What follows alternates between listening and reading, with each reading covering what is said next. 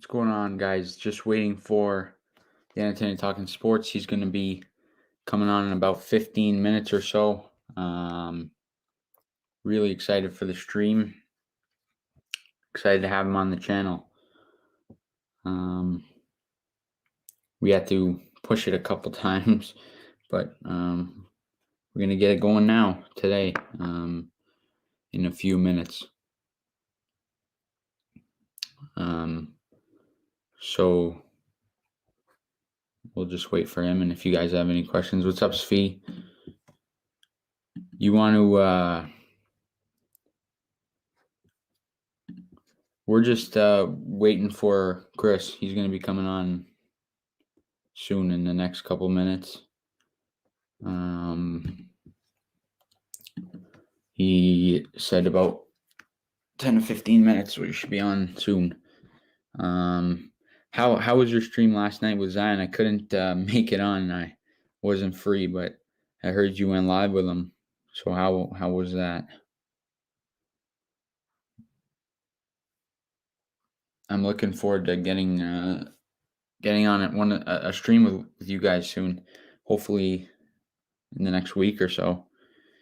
Schedule's just been really, really busy.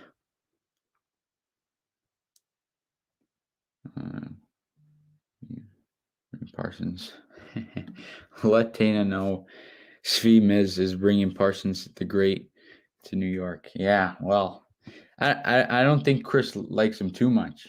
I'm not sure. I don't know if he likes him. I know he likes him. I know he doesn't. He doesn't think that there's too good a chance that he ends up in New York because of all the off-field stuff. Stream was great. Wow, that's good.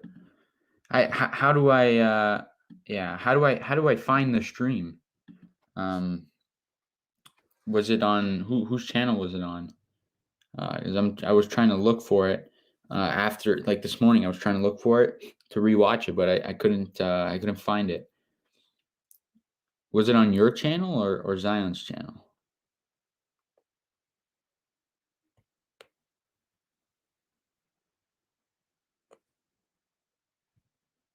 Oh, I got it. I found it. Wow, you guys got quite a... I'm going to like that for you guys. And subscribe to Zion. What's going on, Cody? Yeah, I got it, Svi. Cody, we're waiting for the Entertainah Talking Sports. You should be here on the stream in about 10 minutes or so. So looking forward to that. If you haven't already subscribed, please do so. Trying to grow the channel. Like and subscribe. Go Giants. Chris is the man. Yeah, he'll be here soon. So hang in for about 10 minutes or so, and he'll be on. But if you haven't already liked the stream and subscribed to the channel, please do that. It will be very much appreciated. You guys got any? Who are you, a Giants? Yeah, you're a Giants fan. You said. I'm so ready for the draft. Who do you want the Giants to pick at number 11? Let's start getting some predictions and who wants who. Who do you prefer and who do you think? Let's hear it. I've been a sub and you just liked. Appreciate it. Thank you very much. If you were Dave Gettleman, who would you pick at number 11? And from a fan's perspective, who do you think Dave Gettleman will pick? Let's hear it. Svi, let me know. You said to take a player who will play 16 games. Yeah, of course. But I mean, I think as long as they could stay healthy, I think that at number 11, you're always going to get a guy who can play all 16 games, more than capable of it. You're going to get a very, very good talent at number 11. What do you? It would mean a lot to get on call. Yeah, you wanna jump on? I'll send it to you. 1 second, Svi. Give me 2 quick seconds.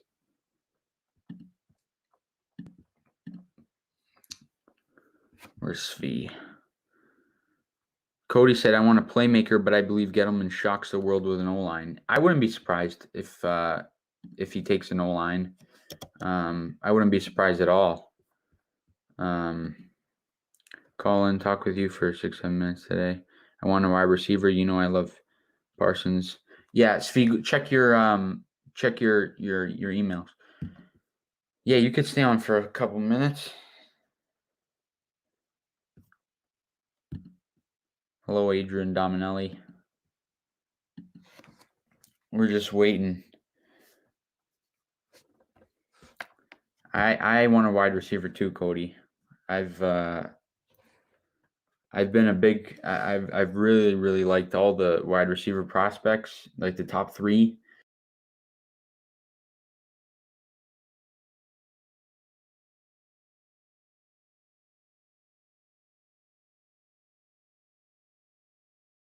Lost it for a second.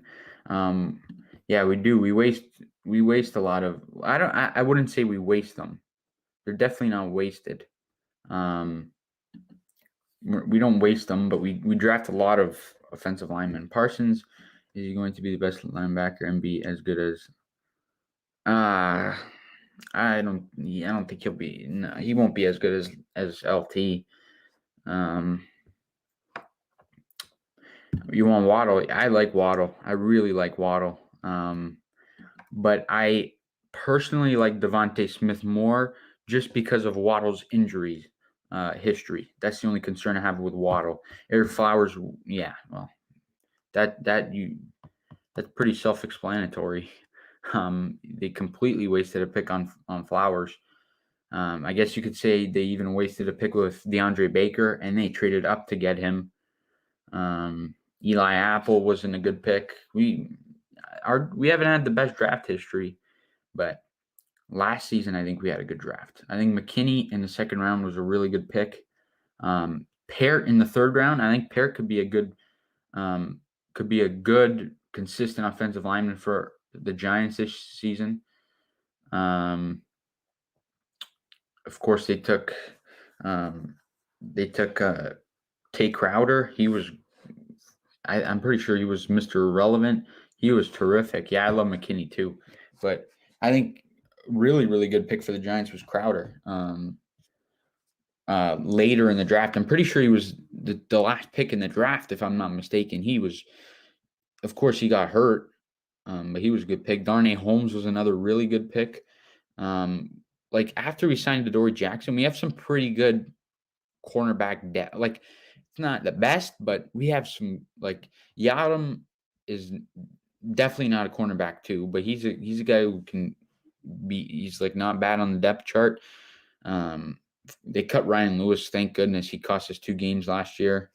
And they still have Sam Beal, Darnay Holmes. What I really want to see is how Judge gets these players ready.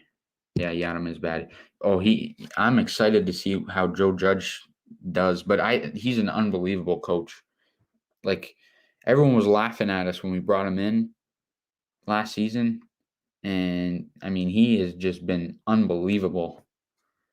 Yeah, Sam Beal's a waste. But they have to keep a couple guys because they need to fill roster spots and they're making no money. Like they're on next to minimum deals. So you obviously need to have those types of players. So, I mean, he's probably Beal. He'd be lucky if he gets snaps. Like he's probably not going to see the field.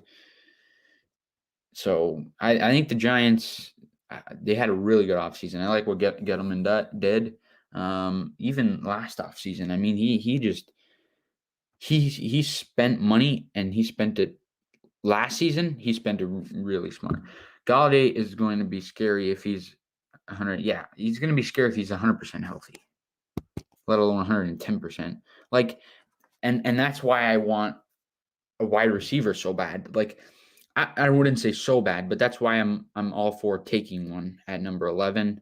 I mean, you pair Devontae Smith with Kenny Golladay. Those two are just a big threat. And you got John Ross who can go down the field. You have a great tight end in Cal Rudolph. Like, he fits our scheme really well. And then you got Darius Slayton and Sterling Shepard, of course. Like, if you get Devontae Smith, or if you get a wide receiver in the first round, because it's obviously going to be more than likely one of the top three. It won't be Chase because he'll be gone, but we need it. Yeah, well, that's the other reason, right? Golladay has injury history. Sterling Shepard has missed some time. So John Ross has also missed a ton of time in his career. But I just think if the Giants get a receiver in the first round, if they get one of the top three receivers, there are no questions on the offense other than that offensive line that obviously needs to be patched up a little bit. But I really, really like the I really, really like the offensive lineman in the second round of the draft. Wyatt Davis is my favorite in the second round. NFC East wide receivers is going to be fun to watch. Yeah, well, that was the other reason we went out and spent on Adoree Jackson, because we badly needed a cornerback too. And Chris says it all the time. Before we got Adoree Jackson, he was all for taking Surtain or when Farley, before the stuff came out on Farley. So because of Dallas Washington better be. Yeah. Well, that's the other thing. Like, Dallas already had they have lethal weapons, and then Washington added to their wide receiver core, right? They got Curtis Samuel in free agency. So I think we needed to get a cornerback too. At some point in the offseason. They obviously got it done in free agency so they can worry about other positions in the draft. So it was important. It was important what the New York Giants did, without a doubt. Dallas needs a new run. Yeah, they paid a ton of money for Zeke Elliott, and he hasn't proven anything. He's done a ton of he had a ton of fumbles last year. So Eagles will be bad this year. Yeah, they're terrible. They don't have a quarterback. They don't have anything. So that's pretty obvious.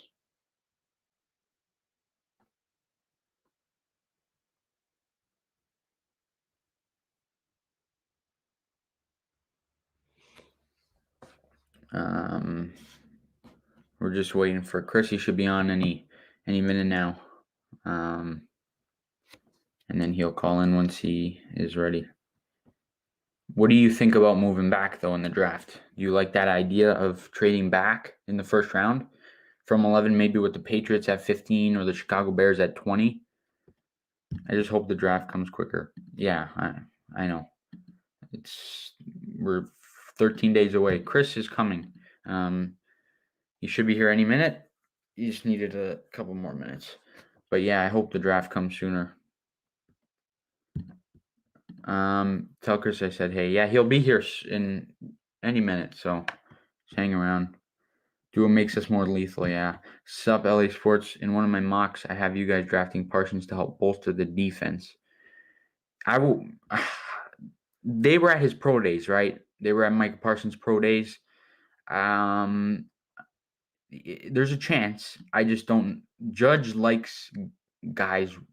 I think because of the off-field issues, I don't know. I don't know if we would end up taking Micah Parsons. I would not mind at all if we take Micah Parsons. We need a linebacker, right? It's a position of need for us. So, yeah, it would obviously be amazing.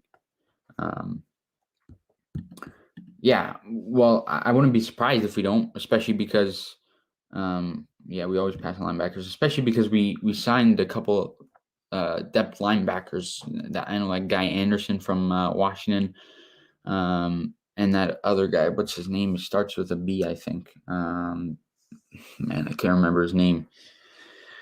But they signed a couple of. Yeah, he said, oh man, that's gonna bother me. But yeah, he. We got a couple linebackers. Reggie Ragland, sorry, not a BR. Yeah, Reggie Ragland. They signed Ragland and Anderson, obviously. so that they can provide some depth at the linebacking position. Our secondary is looking really, really good. I mean, there are a ton of players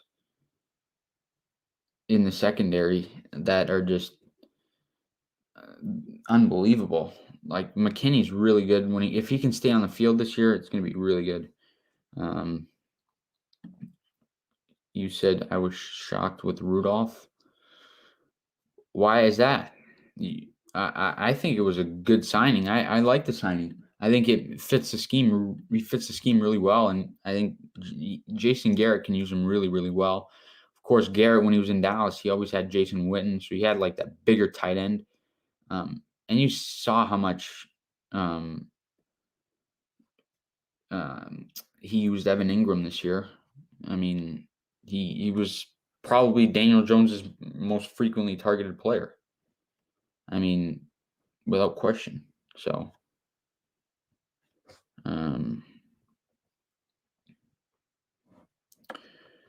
yeah, Cody, 100%. You said Kyle Rudolph, I like the signing because Ingram is now gonna got to play big this year. Yeah, well, 100%. It puts pressure on Ingram. Yeah, he is. He's big. He's good for the red zone. So is Kenny Golladay, right? That's like a big reason. That's a big reason we signed him, right? So, I mean, that was obviously, it was a pretty big. Like a lot of people say we overpaid for Rudolph, but at the end of the day, he's gonna make our offense a lot better. So, I like the signing. I mean, I have nothing against it. So yeah.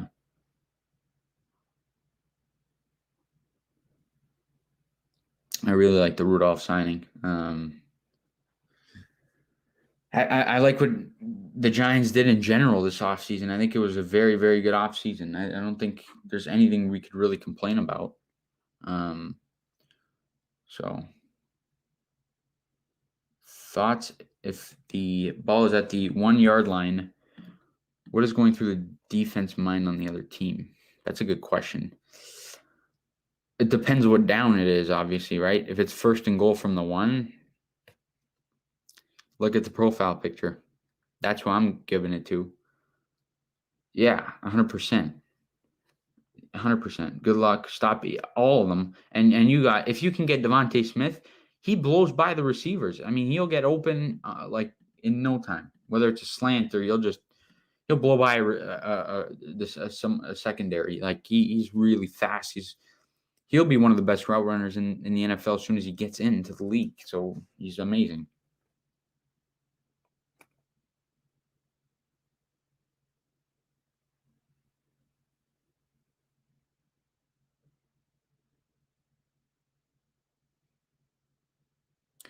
Thoughts on John Ross being I think he should be our kick returner. I like him. He's fast. I don't see why he wouldn't be. I don't see why not. I didn't. Jabril Peppers was our punt returner for a good portion of the year, and I didn't like that. I mean, they took way too many fair catches inside our own 10. Like I don't understand why. Like I didn't. Our special teams was like terrible in some of the game. Like you remember the game against the Bengals? I mean, that was atrocious. They gave up a touchdown on a punt return, and then massive gain on a punt return. I miss the days of Dwayne Harris and David Wilson. Yeah, Dwayne Harris was a really good returner. I think the Giants are going 11-6 this season. This team's stacking up some solid talent on both sides of the ball. I hope that they're 11-6. Yeah, I never liked Peppers either. He's a great safety, and I think we need to do our very best to sign him beyond the season. But he just doesn't belong in special teams. Not in my opinion.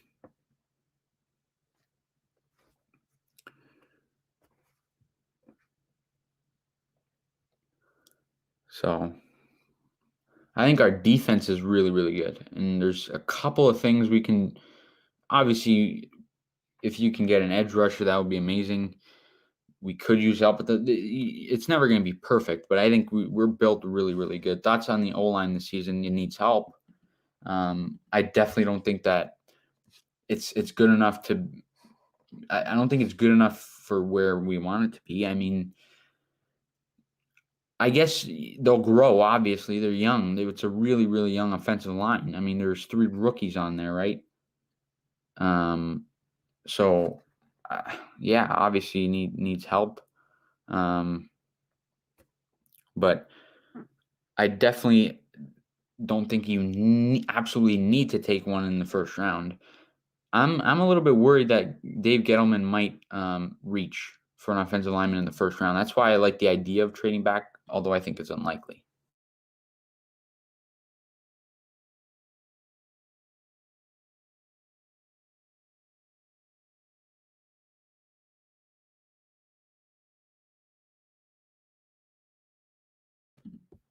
What edge rusher you like most in the draft? Quincy Roche.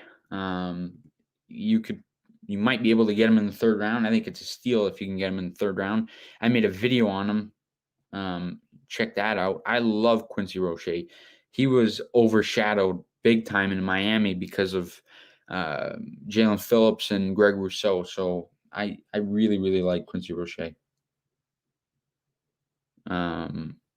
I wouldn't take one in the 1st round. Although I do like Azeez Ojulari, but he is nowhere near capable of the 11 pick. There's just too many good players that should go ahead of him. So if the Giants take an edge rusher, which I could very well see happening, it will be a mistake if they do in the 1st round.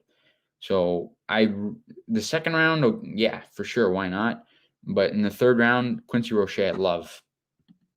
Yeah, he's a really, really good edge rusher. He had last season was his worst year of college, but the year before he had like 13 sacks or something. He went insane. He was really good.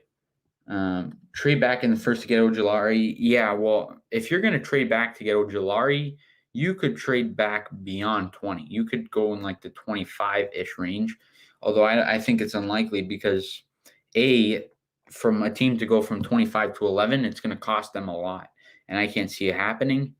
And it's just hard to find a trade partner,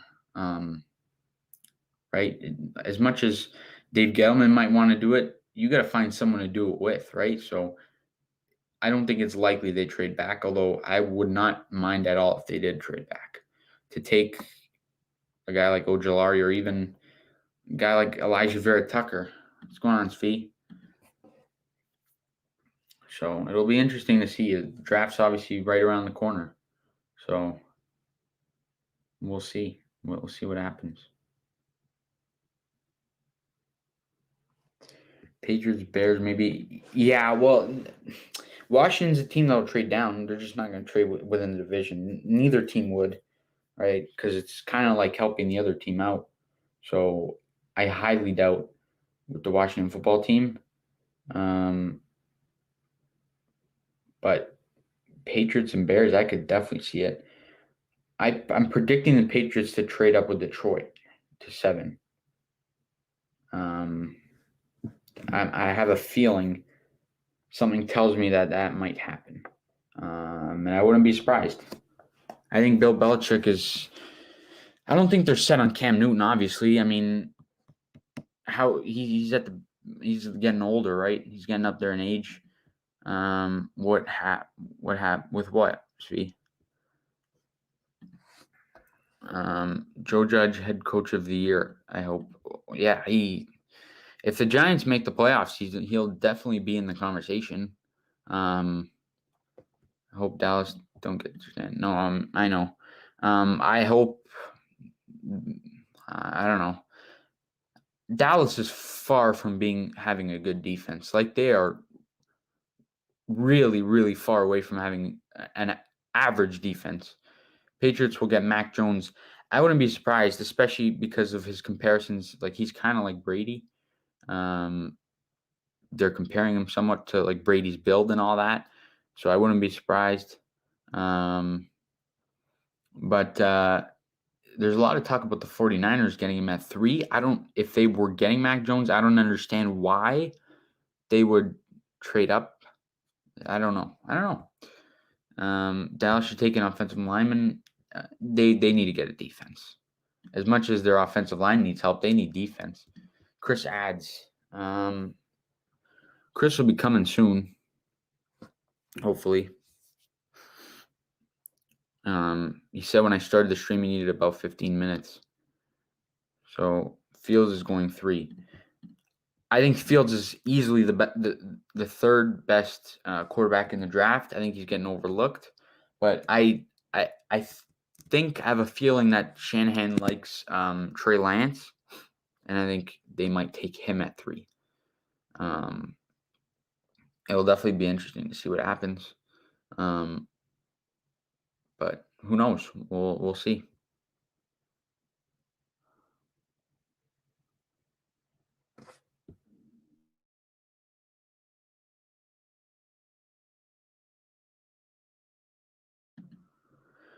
And PC said, I don't see why the Niners would take Jones over Fields. Fields is the better quarterback compared to, yeah, he's way better. Jones had one of the best teams around him in a long time. I mean, you look at he had Devontae Smith, Jalen Waddle. He had a really good defense. You understand why Mac Jones was so good in college. I think he'll be good, though. I just don't see him better than Fields. I mean, Fields beat Clemson, right?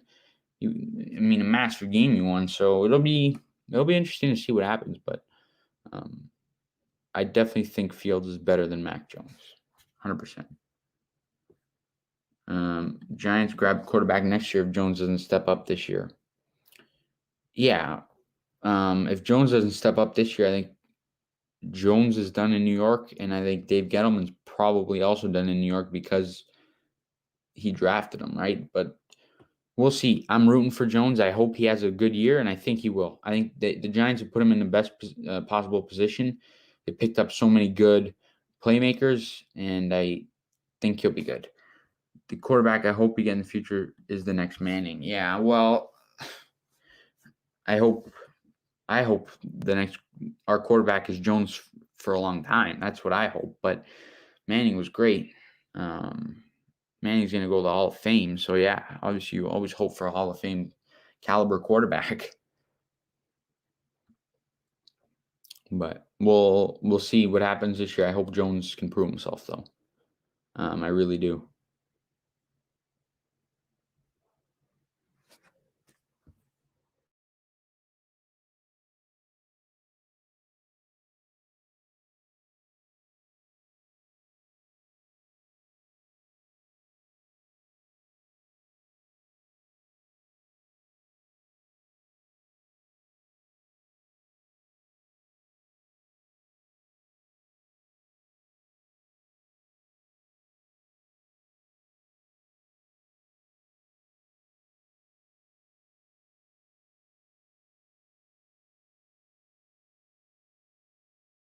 What are your predictions for Jones? What do you think he will do this year? Think he will prove himself, or do you think we're gonna have to find another quarterback? If you have to predict, what do you think is gonna happen?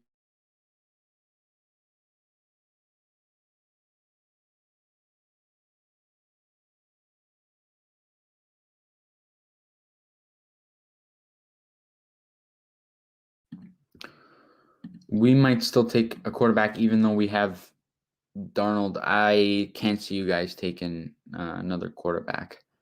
You traded way too much for Darnold to take a quarterback.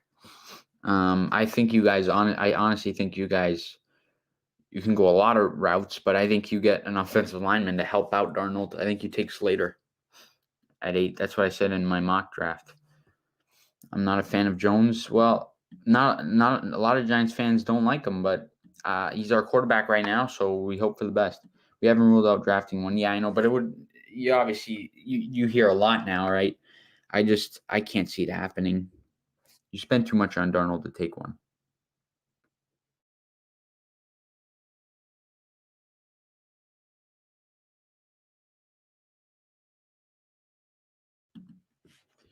I honestly don't believe Jones is the future. he might still fumble the ball or throw interception. Yeah, but you saw how good he was. Like how good. Like I don't know about how good he was, but in terms of turnovers, he didn't turn the ball over in the last few weeks of the year. Obviously, he had that one in week 17, but is it his fault if Evan Ingram drops the ball and then they gave him a fumble in week 17, but that was clearly Gallman's fault. He put it right on his chest and he had like butterfingers. Yeah, everyone's got to try their best to root for him, right? He's our quarterback, so you got to obviously the team's got confidence in him, which you need to have. Yeah, it's like but I'm hoping Jones is the guy. Right? You wasted the 6th overall pick. You hope he's the guy, right? And out of everyone in that draft, that everyone said take Haskins or Allen. I mean, Haskins obviously is terrible, and I don't know Allen how much better Allen would have been. He probably wouldn't have been better. Svi, what's going on? Just waiting around for Chris. I hope he'll be on soon.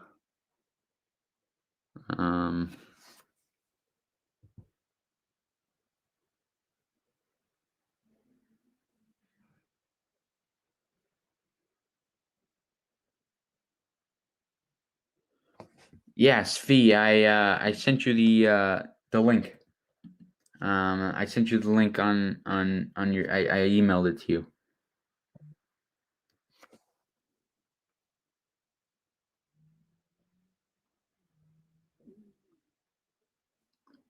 Haskins looked bad because Washington football team drafted him and didn't know how to use him.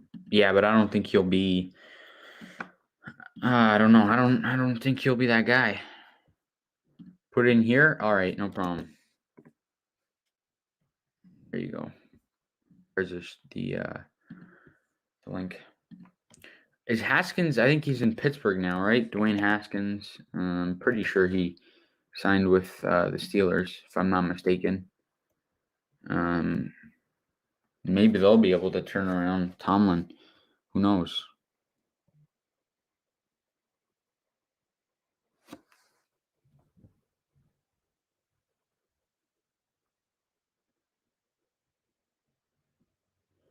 What player do you want the Giants to stay away from in the draft? Yeah, Haskins is on the Steelers. Who do I want them to stay away from? That's a good question. I don't know a specific player, but the edge I don't want at 11. I don't want an edge rusher at 11. And other than Elijah Vera, Penei Sewell, and Rashawn Slater, I don't want an offensive lineman at 11 either, unless you trade back. I think you're reaching if you take Darisaw or Elijah Vera Tucker at number 11. That's just my personal opinion.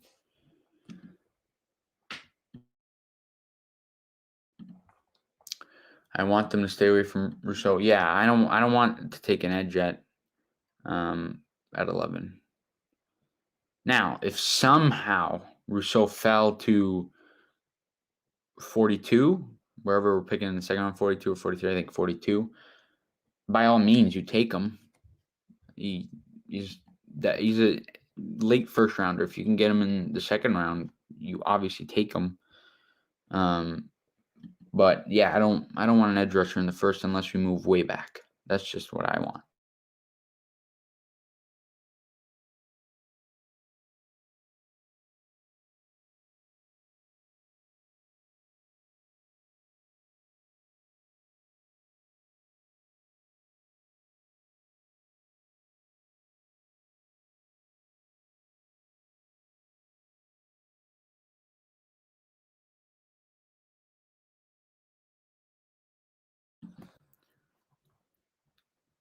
Here he is.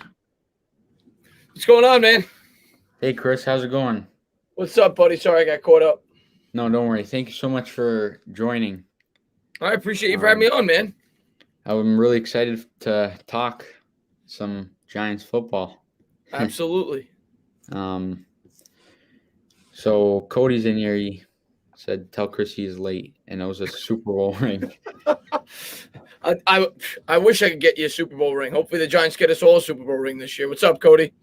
Yeah, I hope we can playoffs. We gotta get to the playoffs. That's our. I think that's our ideal.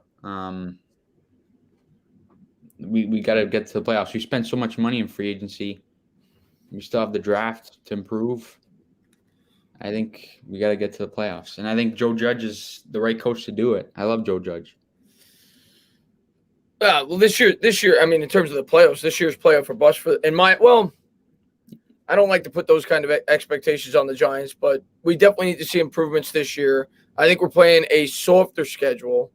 So, yeah, I think it's fair to have playoff expectations going into the year. And I expect us to make it, and I expect us to have a good team this year. I have some worries, but hopefully they answer those worries after the draft. Yeah, I definitely think compared to last year, we have a much easier schedule. Like last year, we played a whole bunch of playoff teams. So, obviously, hopefully we can win the games we should. Yeah, I mean, if you look at the Giants, I'm pulling it up now. If you look at the Giants' schedule this year in comparison to last year, last year we played the NFC. West. What do we put? The West, right? Yeah. And we played the AFC North. Yeah. So we put, you had the Browns, you had the Steelers, and the Ravens, 3 playoff teams in the North. In the West, you had the Seahawks, Niners, the Rams, 49ers, are all right, and the Cardinals who are pretty good. Yeah. This year, you look at our home schedule, the NFC South, I mean, I think we're better than the Falcons. 100%. I think we're better than the Panthers. Yeah. I think we could easily be better than the Raiders. The Raiders lost like 3/5 of their offensive line. And they lost their best, one of their top receivers from last year, Aguilar. That as well. The Broncos, who knows who's going to be their quarterback right now. So they don't really scare me. Obviously, our 3 divisional opponents, who I think we should win at least 2 of the 3 at home. Mm-hmm. And the LA Rams, who are tough, but it is home. They're traveling across the country. So, yeah. Well, I definitely think there's winnable games on the schedule. For sure. And then when you go on the road, of course, the Chiefs are tough. The Chargers, who knows with Herbert. The Bucs, tough. The Saints, tough, but it's not Breeze anymore. Miami and the Bears. So I look at our schedule, and I see at least 8 or 9 wins. At least.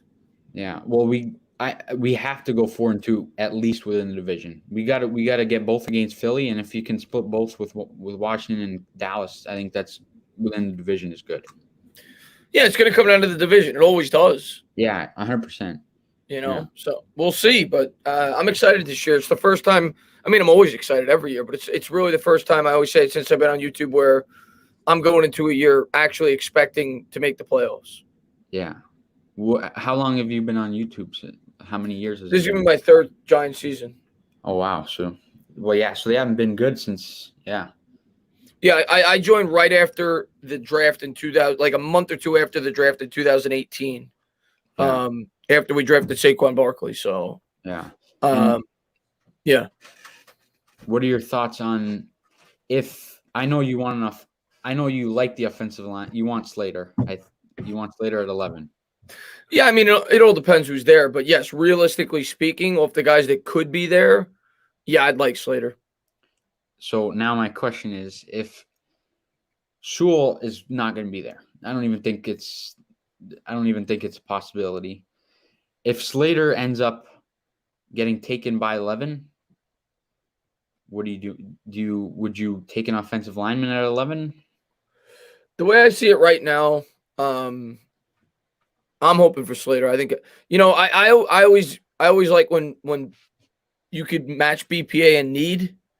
And I think he's the perfect example this year of a guy that should be going right around where we're picking, maybe a little bit before.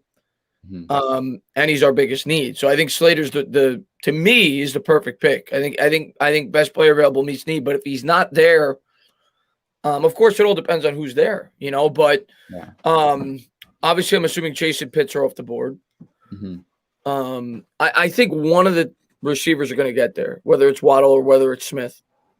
So that's obviously an option if Slater's off the board. Parsons is an option. but you have the character concerns there. Yeah, So. that's the thing. Especially with Joe Judge, I can't see us going with Parsons just because of obviously his off-field issues. You want to take another chance, like what happened with Baker and. Yeah, I'm with you on it. To be completely honest with you, I know a lot of Giants fans don't want to hear that. I don't even want to hear it coming out of my mouth because I love him as a prospect. I did a film breakdown of him with Fireside Giants about a month ago, and I love him as a player. I know Giants fans are clamoring for a linebacker, something we haven't done in forever in the first round. But knowing Judge, knowing the Giants, I think Judge was fully responsible. I don't even think Gettleman was partially responsible. I think Judge was fully responsible for cutting DeAndre Baker because Gettleman drafted him. And Gettleman knew he'd look bad if he had to cut him after a year. I'm sure they collaborated, but Judge definitely had a lot of say in that, at least in my opinion. And if that's the case, Judge to me seems like a no-nonsense guy. And if there's any validity to these things that have come out, I'd be surprised. I'm just being honest. I'd be surprised if we took him. So I'm with you on that. I think if he's off the board, where I'm leaning right now is either Devontae Smith or Jalen Waddle, who's ever there. Vera Tucker, who I'm not ruling out. I know some Giant fans, again, may not want to hear that. I'm definitely not ruling that out. Or an edge or a trade down. But I think that's what you're looking at.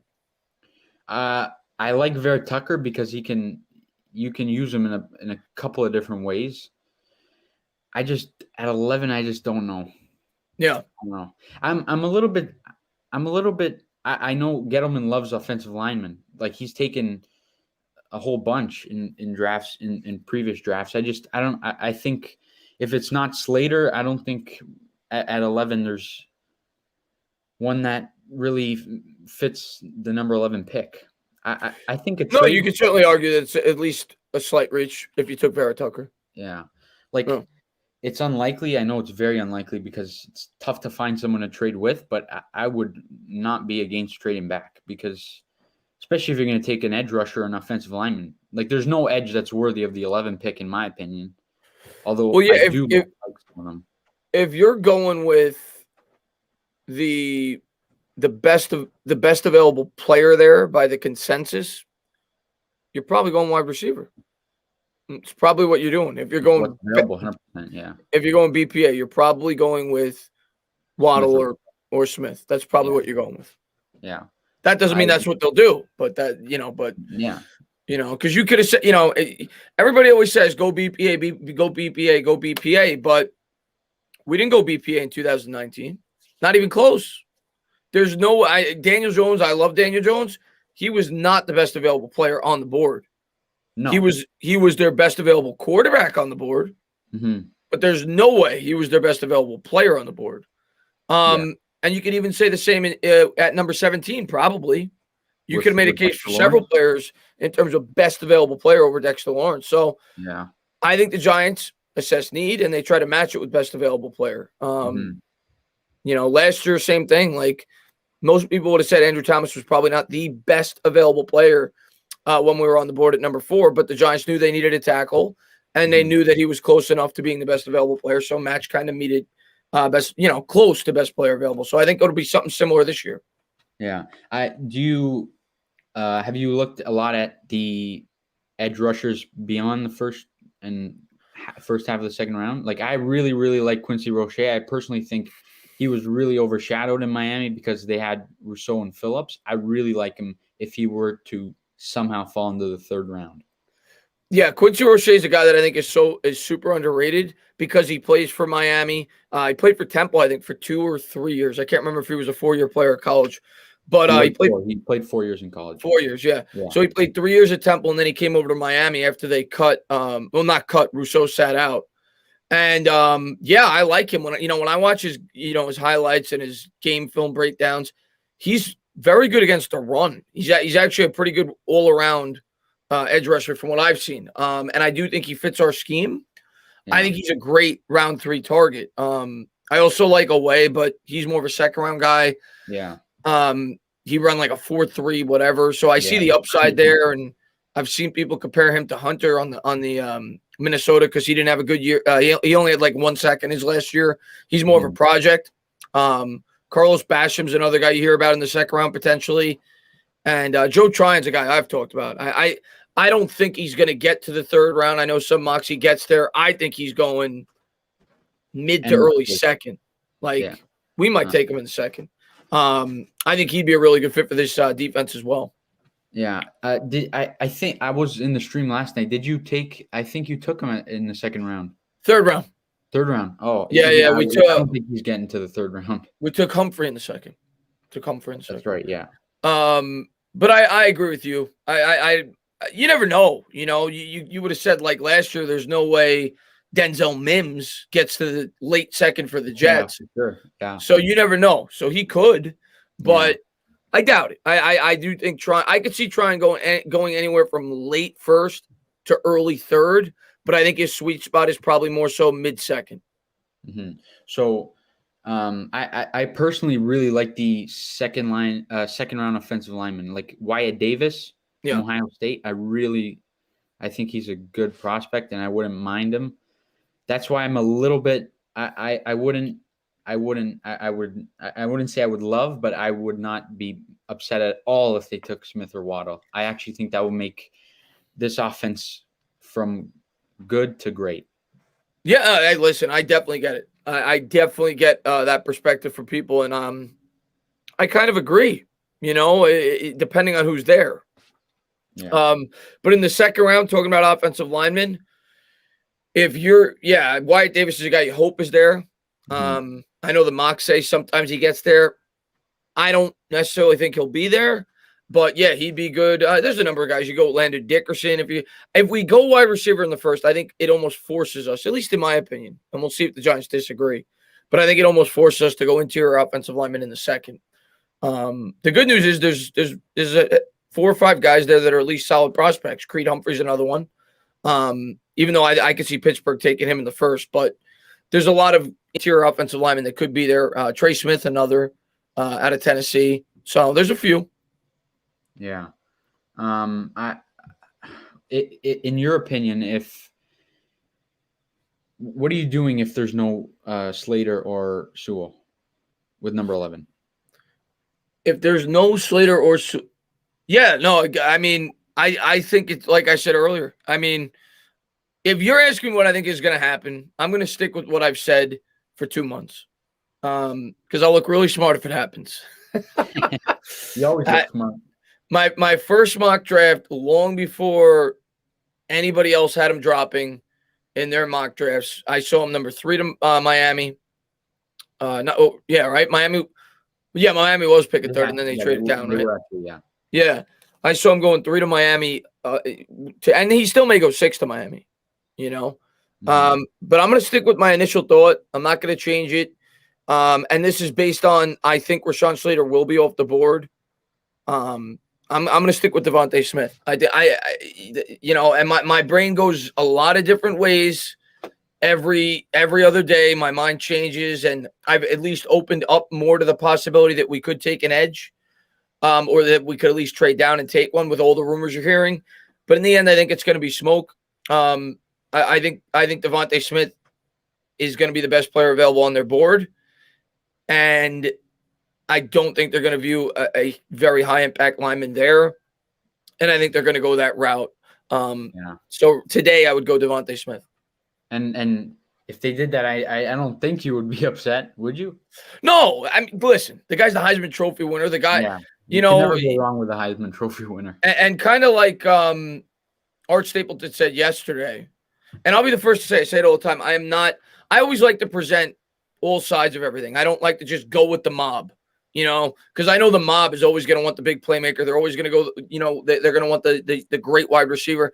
I like to present both sides of the argument. So I do see, me personally, I'm not a big wide receiver guy. I always say it. I would not value taking a wide receiver in most cases in the first round. You can get way better one. You say it all the time in second, third, fourth round. There's a ton of good receivers. Like Amon-Ra St. Brown's a great player in the third round. You can argue just as much as people argue for running back picking later. You could say the same thing about wide receiver. All you got to do is look at the history of the sport. Tyreek Hill, 5th round pick. Stephon Diggs, 5th round pick. Yeah. DK Metcalf, 2nd round pick. So Michael Thomas, 2nd round pick. I think like probably nine of the top 10 wide receivers are 2nd round picks or later. Yeah. So I think that's a position where you could get value at traditionally. But am I going to be upset? No. I mean, I look at the receiving core.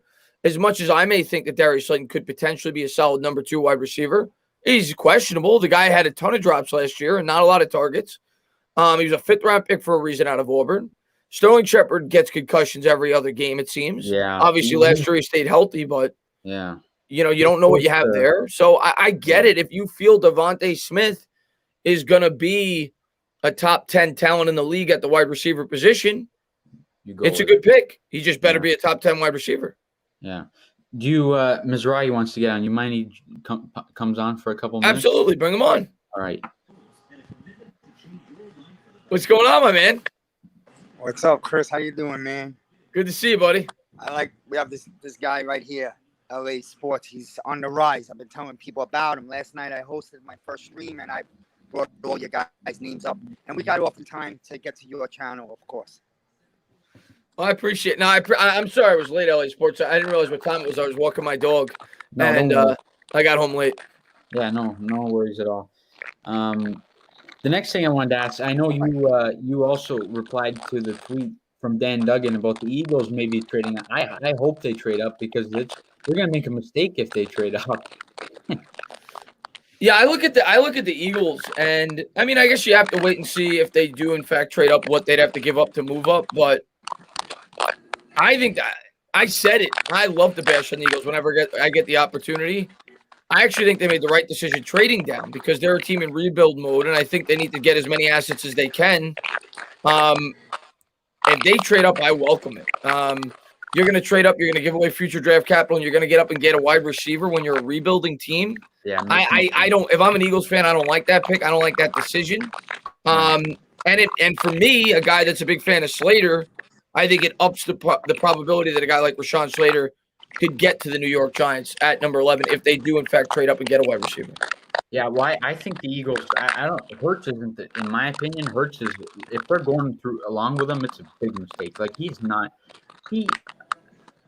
I don't know how you could say he could be their guy going forward. I think they should be taking a quarterback.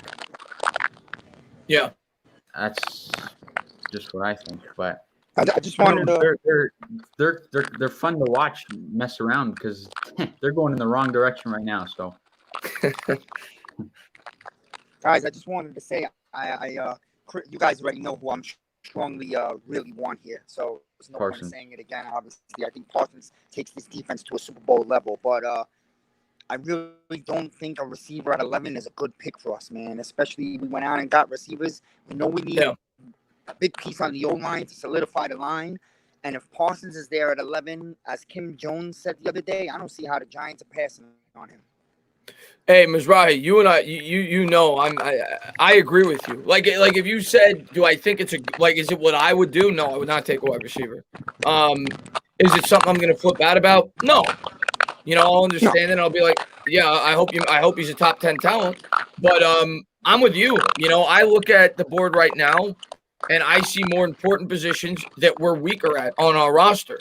We don't have a strong edge rusher. We don't have a sound offensive line, at least not yet. And I think they're at least comparable to where Devontae Smith should go in the draft. So I would sooner, even if I had, like I said, Rashawn Slater, say I had him a spot or two lower, I would take him ahead of a wide receiver. The same for Parsons as well, if the character concerns checked out. So I'm with you. I would not. If I was the GM, I would not take a wide receiver. Yeah. Yeah, 100%, man. I mean, call me. Listen, we all know I'm an old school guy, man, and I'm really big on this defense. And I think, man, I just see a guy like Parsons, and I feel like he's the final piece to us being like the best defense in football, man. Like a very intimidating defense. And you know what? That also helps out your quarterback and the run game. The Giants are almost complete, and that's the thing too. Listen, if Slade is there or you want to go O-line, I'd be very happy with that also, man, because we want to seal up the deal on this O-line. I tell you one thing: we're not drafting Parsons. That's a smokescreen because the Giants want Dallas to think that they would draft Surtain. I'm talking about Surtain, so that Dallas will go ahead and grab him at 10. That's a smoke. Oh, the whole Surtain thing. The only reason I made a video about that is because I saw tons of people on Twitter talking about it like it's a realistic possibility. The Surtain thing, to me, I think that's a horrible pick. I can't, and I'm a corner guy, but we just signed Adoree Jackson. I cannot see the New York Giants taking a corner. I would not be happy with that pick. Yeah, 100%. I mean, the secondary's there. You know that. So I don't think they're going corner and the thing is, this is how I feel. If you do go Parsons or Azeez at 42, which I mean at 11, which I believe they love Azeez also. Even a Kwity Paye, who may not totally fit our defense, but he looks like he could be a stud. Then you go O-line at 42. Makes total sense to us. But you're still going to get a really solid, good wide receiver in the 3rd round or the 4th round. Right, Chris? Yeah. No, I listen, there's tons of good wide receivers in this draft. Again, like I said, I'm going to accept whatever they do. There's a lot of ways they could go where I will not flip out. But I have my preferences like you do. And my preference is offensive line or Micah Parsons or even trading down and getting an edge. Those are my preferences. Yeah, I really like the idea of trading down. The only thing is, to get an edge, you would have to trade like around the 20 range to be able to take an edge. I don't know if Chicago, like, would they be willing to? They should be taking a quarterback. I don't know. There's a lot of ways that they can go. Yeah, I could see them going to 15 with New England also. If there's a quarterback there, I could see them going like I'm completely fine if they go to 15, they take an edge. And you get more future draft capital if you really want to go that route. But at 11, I think it's too early. Yeah. I do too. Yeah, I think it's too early. Man, best thing is we have a quarterback at 11 still on the board, because then we'll have an opportunity to move down and gain a couple more picks. Makes 100%. Like if you get another one next year and we already win 10 games, 9 or 10 games this year, we get into the playoffs, and you come back next year and have 2 first-rounders, can you imagine the situation we would be in? You know, so I'm thinking that way also. Yeah, for sure. Yeah. That's all, guys. I just want to come on and say what's up to you guys. This guy is a new channel. He's growing just like I am. Entertainah, you're a big man for giving us your time. You know, I've been annoying you about trying to have a stream with you, but I know you're really. No. I'll definitely come on your channel. I'll definitely come on your channel soon. Yeah, I love you, man. You're the first guy I've been following since the beginning, man. So, but you went bad, dog, and we have a lot of, man, so many giant YouTubers have come to life this year, and we're looking at a bunch of good football years coming up. So this is growing.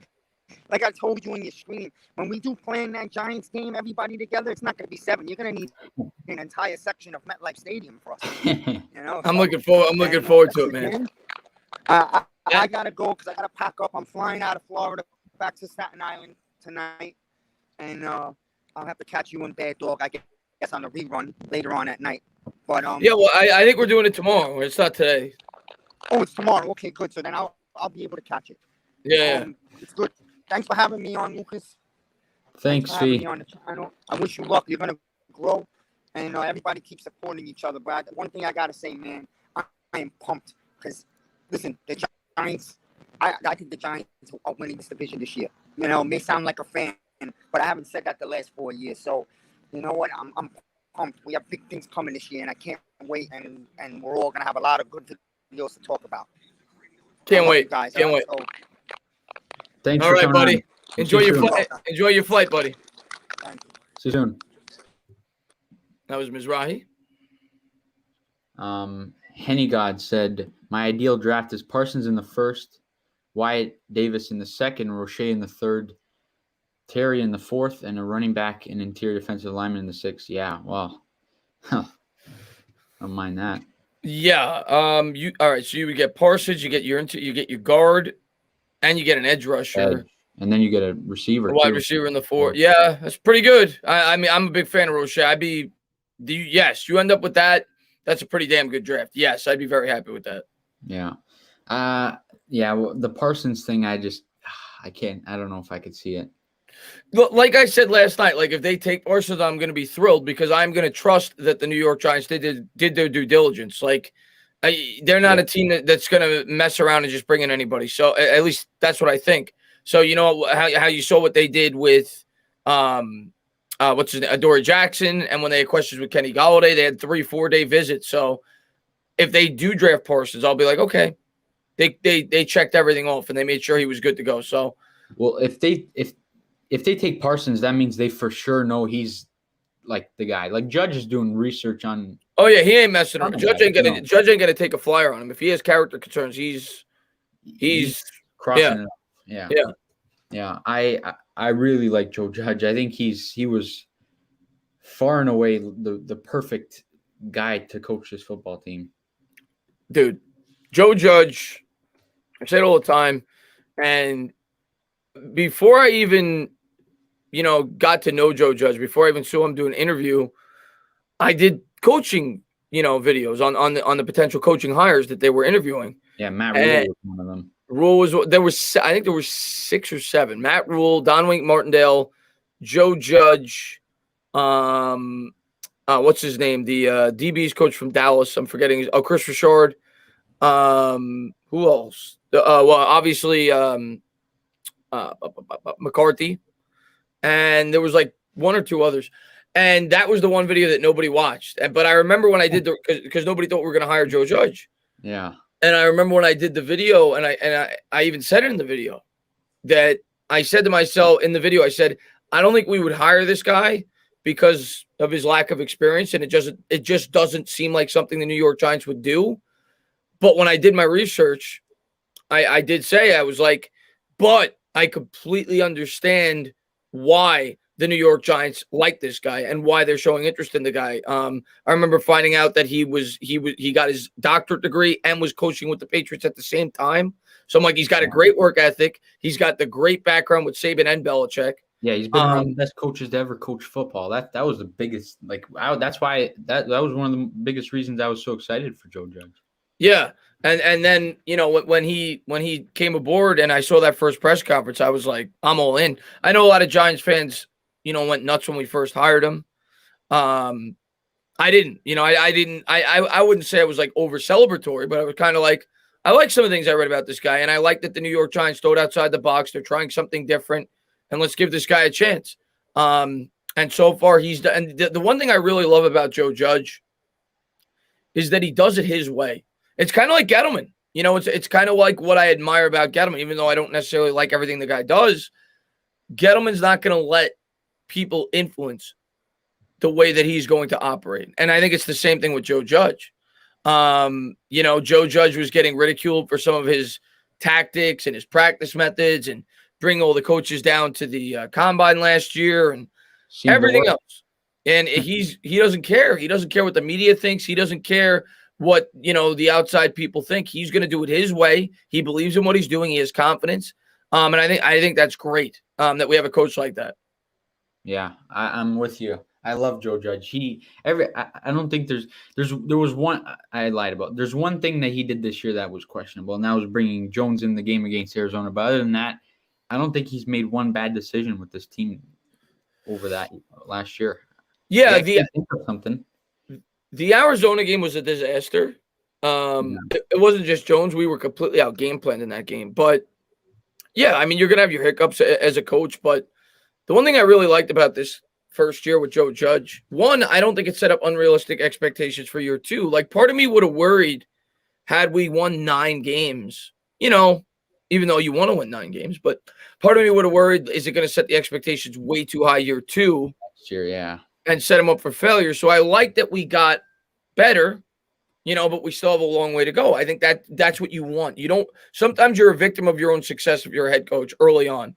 You look at a guy like Eric Mangini with the Jets. He came in. Everybody thought the Jets were going to win 4 games his first year. I think they won 10 or 11.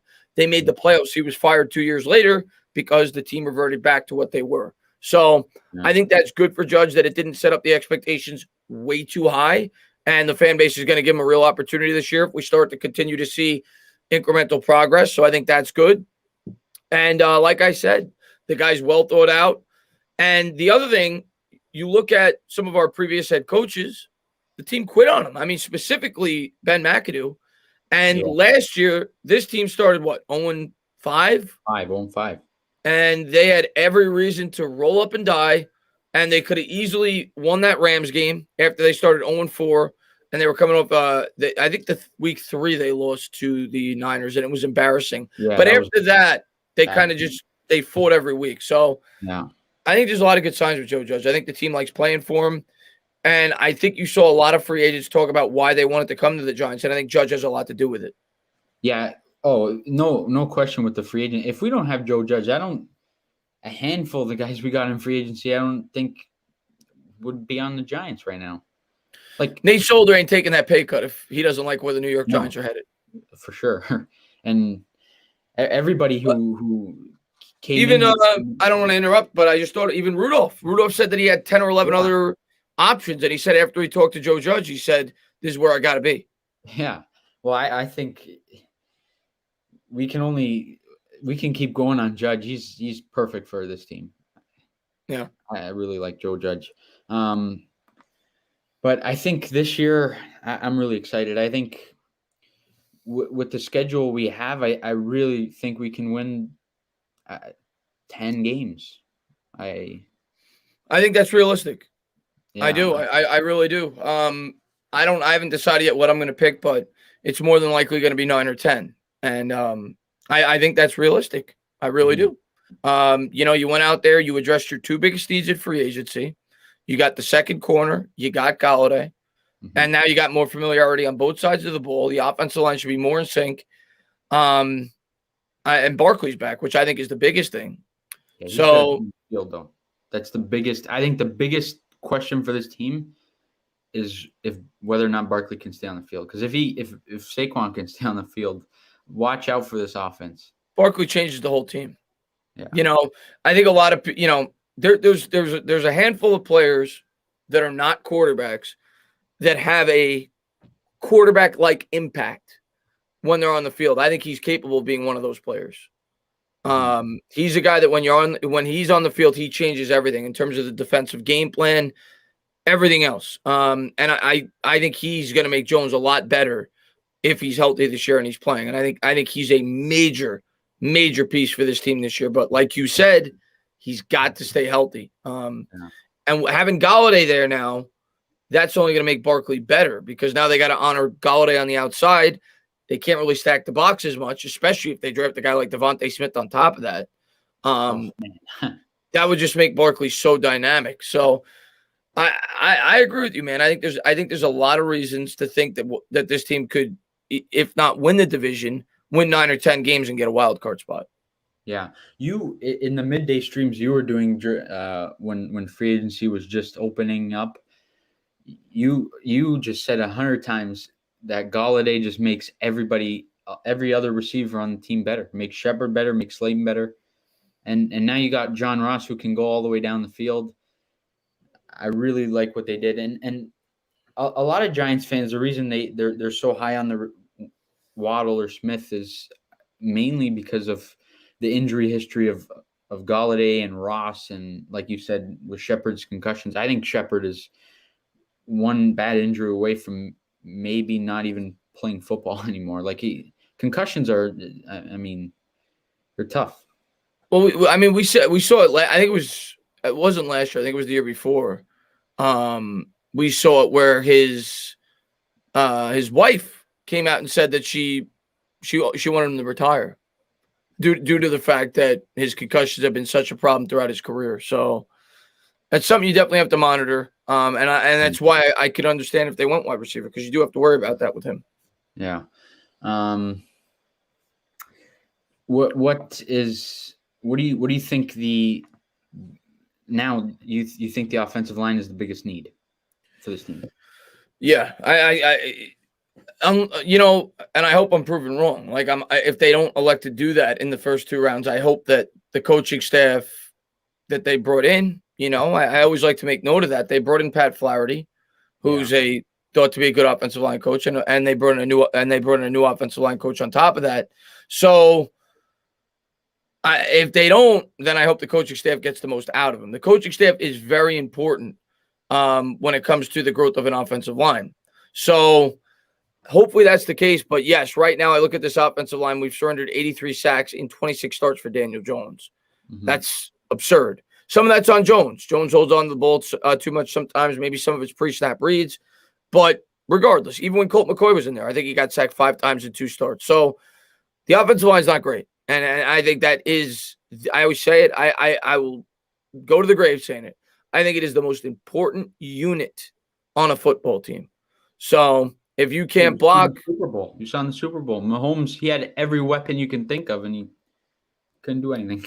Listen, a great offensive line changes everything. Not one individual player, but as a unit. A great offensive line changes everything. It helps your defense. It helps your offense because it keeps your defense fresh because you can control the clock. You give your wide receivers more time to get open. You give your quarterback more time to throw the ball. You give more running lanes for your running back. The offensive line is where games are won and lost. It will always be where games are won and lost. So, yes, if you're asking me what's our biggest need, our offensive line last year was ranked 31st in the league. And it's been around that for the last 10 years. So even though I saw progress in the second half of the season, I still have my doubts. I still think we need more talent there. So I would go O-line 1. I'd go edge 2. And then maybe wide receiver 3. Yeah. The one thing I don't want to do with the offensive line, there's a lot of talk about maybe moving Gates over. Maybe I don't know if I want to start moving guys around and then having to somewhat learn the position, position over again. I think you just got to stick with what we kind of did last year and just get a replacement for Zeitler. Yeah, a number of people brought that up. And Max Webster actually was the first one who brought that up to me. And I thought it was a really good point that, he just got familiarity with Daniel Jones playing the center spot. If you really want to mess with that and move him to another spot and bring in a new center, there may be an adjustment period for 2, 3, 4 weeks of Jones getting used to that. That's an underrated part of the offensive line is the communication between the center and the quarterback. So I think that's a valid point. But if you're in love with a center prospect, I don't think Nick, if you're in love with Creed Humphrey and you think he's going to be your center for the next 15 years, you live with it. You move Gates over to the guard or the right tackle or whatever. But I'm with you. In an ideal world this year, I don't want to move Nick Gates. I want to keep him where he is. Yeah. Do you mind we pop Zion on for a couple minutes? No, he can't come on. Absolutely not. No, I'm joking with you. Of course you can come on. Chris, you're the best. Thank you so much. Hey, hallelujah, man. Thank you so much for having me on. What's up, Tainer? I seen a little bit of your stream last night, man. I liked what you guys did in there. I got to go back and watch the rest. I just have to say, thank you so much for bringing me on, man. Shout out to the Miz. Great content. Make sure you guys hit him up as well. I agree. I mean, name a receiver outside of OBJ the past 7 years that's really been recognizable for the Giants. Yeah, you're right about that. I mean, injury prone. We got concussion symptoms. I mean, 7 concussions since he's been in the league. Oklahoma, I love you, man. You can catch the ball. You could be one of the best receivers in the league if you stayed healthy. But healthy is a big thing. Oklahoma, you can't stay healthy. Sterling Shepard, come on, bro. We can't depend. There's games where we're depending on a 5th round pick in games. What is going on, guys? We can't be dependent on the 5th round picks. If Slater's there, you take Slater. If somehow the universe aligns and Oregon Peninsul drops to us, by all means, we take them. Okay. I don't want to reach for edge rusher. Yeah, Crudy Pay. I heard his name come up a lot too in recent days. And yeah, I like him. I like him there, but maybe not. I like him, but maybe not 11. I don't know that much about him. I need to go back and do more research about him. What I've been doing is kind of focusing on the players that I think that could be a good fit at 11. Michael Parsons is still, he's a 5th round. He's a top 5 if there wasn't so many quarterbacks taken. And, I said Slater, but don't reach, man. If a Waddle and if a Devontae Smith if it's a Waddle there, obviously, I seen the fireside thing you did with about Waddle and Entertainah. You take him. That's Tyreek Hill 2.0. All right, and then if you think about Devontae Smith, I mean, I said it on the Hubs channel. Shout out to the Hub too. I'm just plugging everybody to my bad, guys. Shout out to the Hub too. I mean, I think he could be the top 60 receivers, best out of all the receivers that could run routes in the league. I put Devontae Smith right there at 60. They won. Oh, he's up there. He's up right? there. Just because I believe in this coaching staff, and me being said that, believing in the coaching staff, we took 3 offensive linemen last year. Okay, let's develop them. Let's give them a chance. Let's develop them. Okay, if there's an offensive lineman that falls like a Dylan in a second, say we go receiver, we can get a Dylan in a second. I'm totally for that. But the reason why I wanted to come on is because I'm in the process of doing my diligence and doing my research on these edge rushers. And I'm looking and I'm seeing this Jason Owe guy like running amazing times and shit. And I'm like, whoa, is he gonna fall? He's gonna be gone. Then we got people like Phillips. Then I'm like, okay, his medical issue, his motorcycle accident. Okay, what's going on with that? And then we got people like Basha. I'm like, okay, let me go into this guy. So I'm gonna get off. I'm gonna let you guys talk knowledge more. And I just wanted to ask you guys, like, yo, if you could you see out of Phillips, out of Bershon, out of Owe, I'm slaughtering all these names right now, out of Bashu, and out of out of Kwity Paye, out of all the top 5, is any one of them fall to us? One guy you didn't mention that I really like that's an edge rusher is Azeez Ojulari as well. Azeez Ojulari, I've been hearing his name too, and I agree with you on Tucker. Getting back to offensive line, I like Tucker. I like Tucker because, like I said, I believe in our coaching staff. I'm going to go. I'll let you guys do your thing. You guys are amazing. Subscribe to LA. Obviously, you guys are in this channel. Make sure you guys subscribe to Entertainah. You guys are the best. Thank you so much. I'll see you guys later. Awesome. My man Zion. I love Zion. That guy always brings the he always brings the energy. Love Zion. Yeah. You got to go? No, not at all. Okay. No, I heard something going on in my pocket. I don't know what the hell that was, but no, I'm good. Now, if for some reason, this would probably never happen, but if for some reason Cincinnati didn't take Sewell, which is possible. That's possible. Yeah, they could take Jamar Chase because Burrow played with him at LSU, but we're talking about potentially trading back. Could you see us? If he falls beyond 5, we trade up. I think he'd have to get to. I don't think we trade up to like. He'd have to get to like 8 or 9 for us to entertain. I don't think we trade up to 6. I don't think we trade. It would be too much. But if he got to like 9, maybe we jump the Cowboys for him if we're scared they could take him. I could see something like that. But I just don't see it. I think he's too talented of a prospect. And to go back to what Zion was saying about the edges, yeah, I mean, I think he hit on most of them. The guy that I like the most, and I don't want him at 11, but the guy I like the most for the Giants is Azeez Ojulari. Yeah, that's Mizrahi, you just said. Yeah.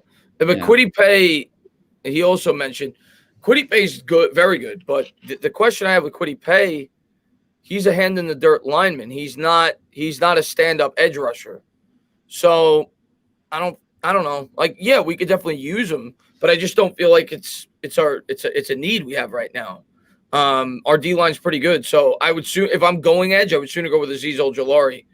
But yeah, as far as Sewell goes, yeah, I think it's possible, but I think he'd have to get to like that 9 range where the Broncos are picking, and then maybe we elect to try to jump the Cowboys and get him.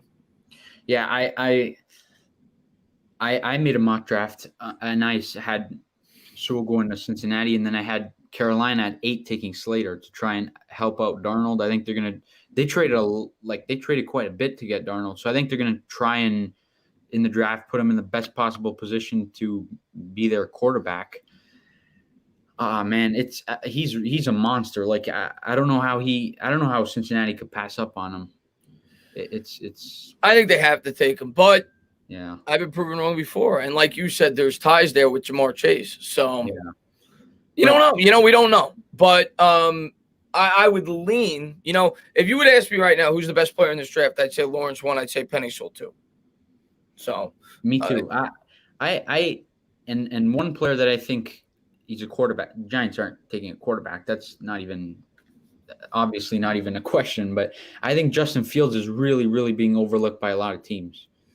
I don't know what's going on with Justin Fields and why he's dropping, and I don't know, but it could be a smoke screen. You can't just go by that because, Baker Mayfield, even I remember back in 2018, at this point in time, people still had Mayfield going in the back end of the first round.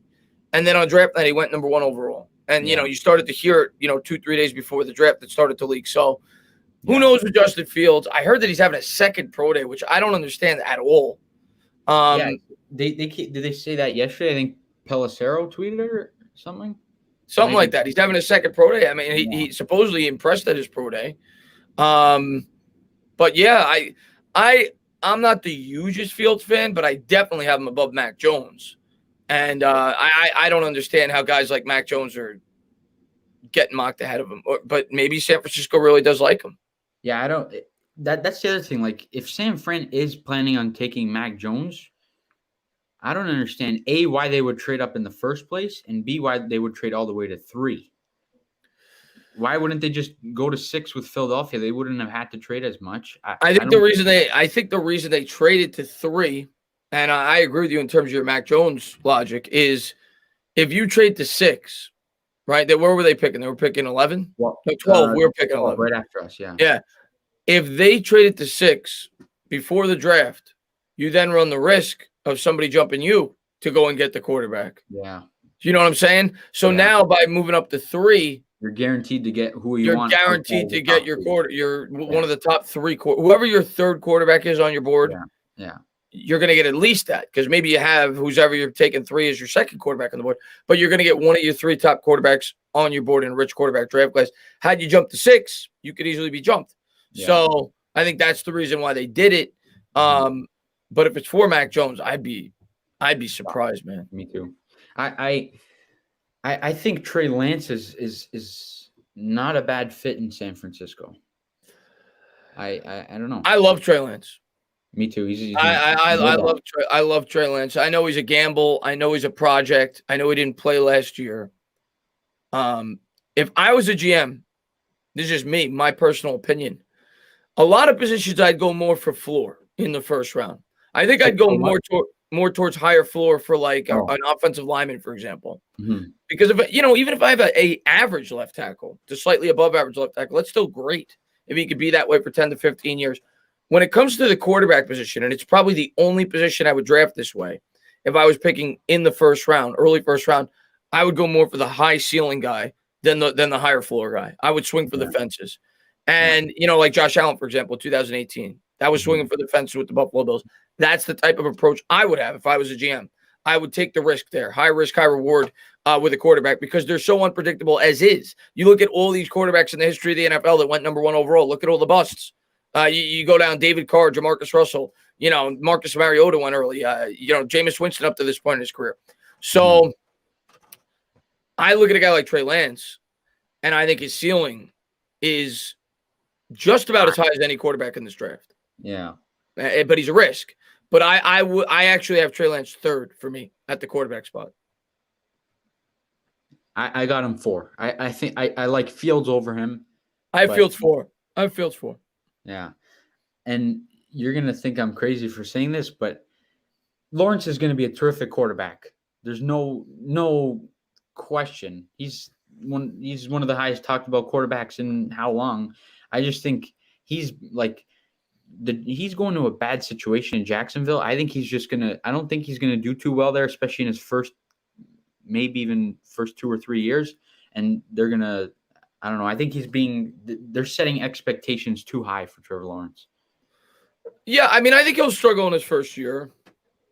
He'll obviously show glimpses. The guy's got great talent, but much like Peyton's first year with the Colts, he struggled a lot too. But I do think eventually, and I don't know if he's ever going to reach those heights, because I don't know if I trust the Jaguars to build a team properly. Yeah. But, you look at a lot of these teams. You look at the Packers. They didn't really build that properly for Rodgers. They did a decent job with the offensive line. Even the Colts. I mean, when Peyton Manning went down, that team was horrible. So they didn't really build that good of a team. But I think if Lawrence is as good as they say, he'll at least be a good quarterback. I think he will be good. I don't know if he's going to be elite. That I have to wait to see how he plays on the NFL level and everything else. But I think he'll be good. Same thing with Zach Wilson. I think Zach Wilson is really good. But what I worry about there is the Jets. You look at all the quarterbacks the Jets have wasted. They haven't built properly. They wasted Darnold. They wasted Sanchez. And if I'm a Jet fan, I worry about that they don't build that team properly. Now that offensive line's starting to get better. But I've said it countless times. If I'm a quarterback in this draft, if I'm a quarterback in this draft, the one spot that I'd be trying to force my way to is San Francisco. Like if there was ever a draft to pull an Eli Manning and be like, I'm not playing for the Jets, if you're Zach Wilson, it would be this one, because you're talking about the difference of going to the Jets, and I'm not trying to knock the Jets. I don't hate the Jets. No, they're not a good team. They're not a good team. Yeah. You're talking about the difference of going to the Jets, who could have easily gone winless last year. Yeah. Who literally quit on their quarterback just 3 years in. Like, if I'm Wilson, I'm factoring that in as well. I'd be like, well, Darnold had a ton of talent. They didn't build a team properly, and then they quit on him after 3 years.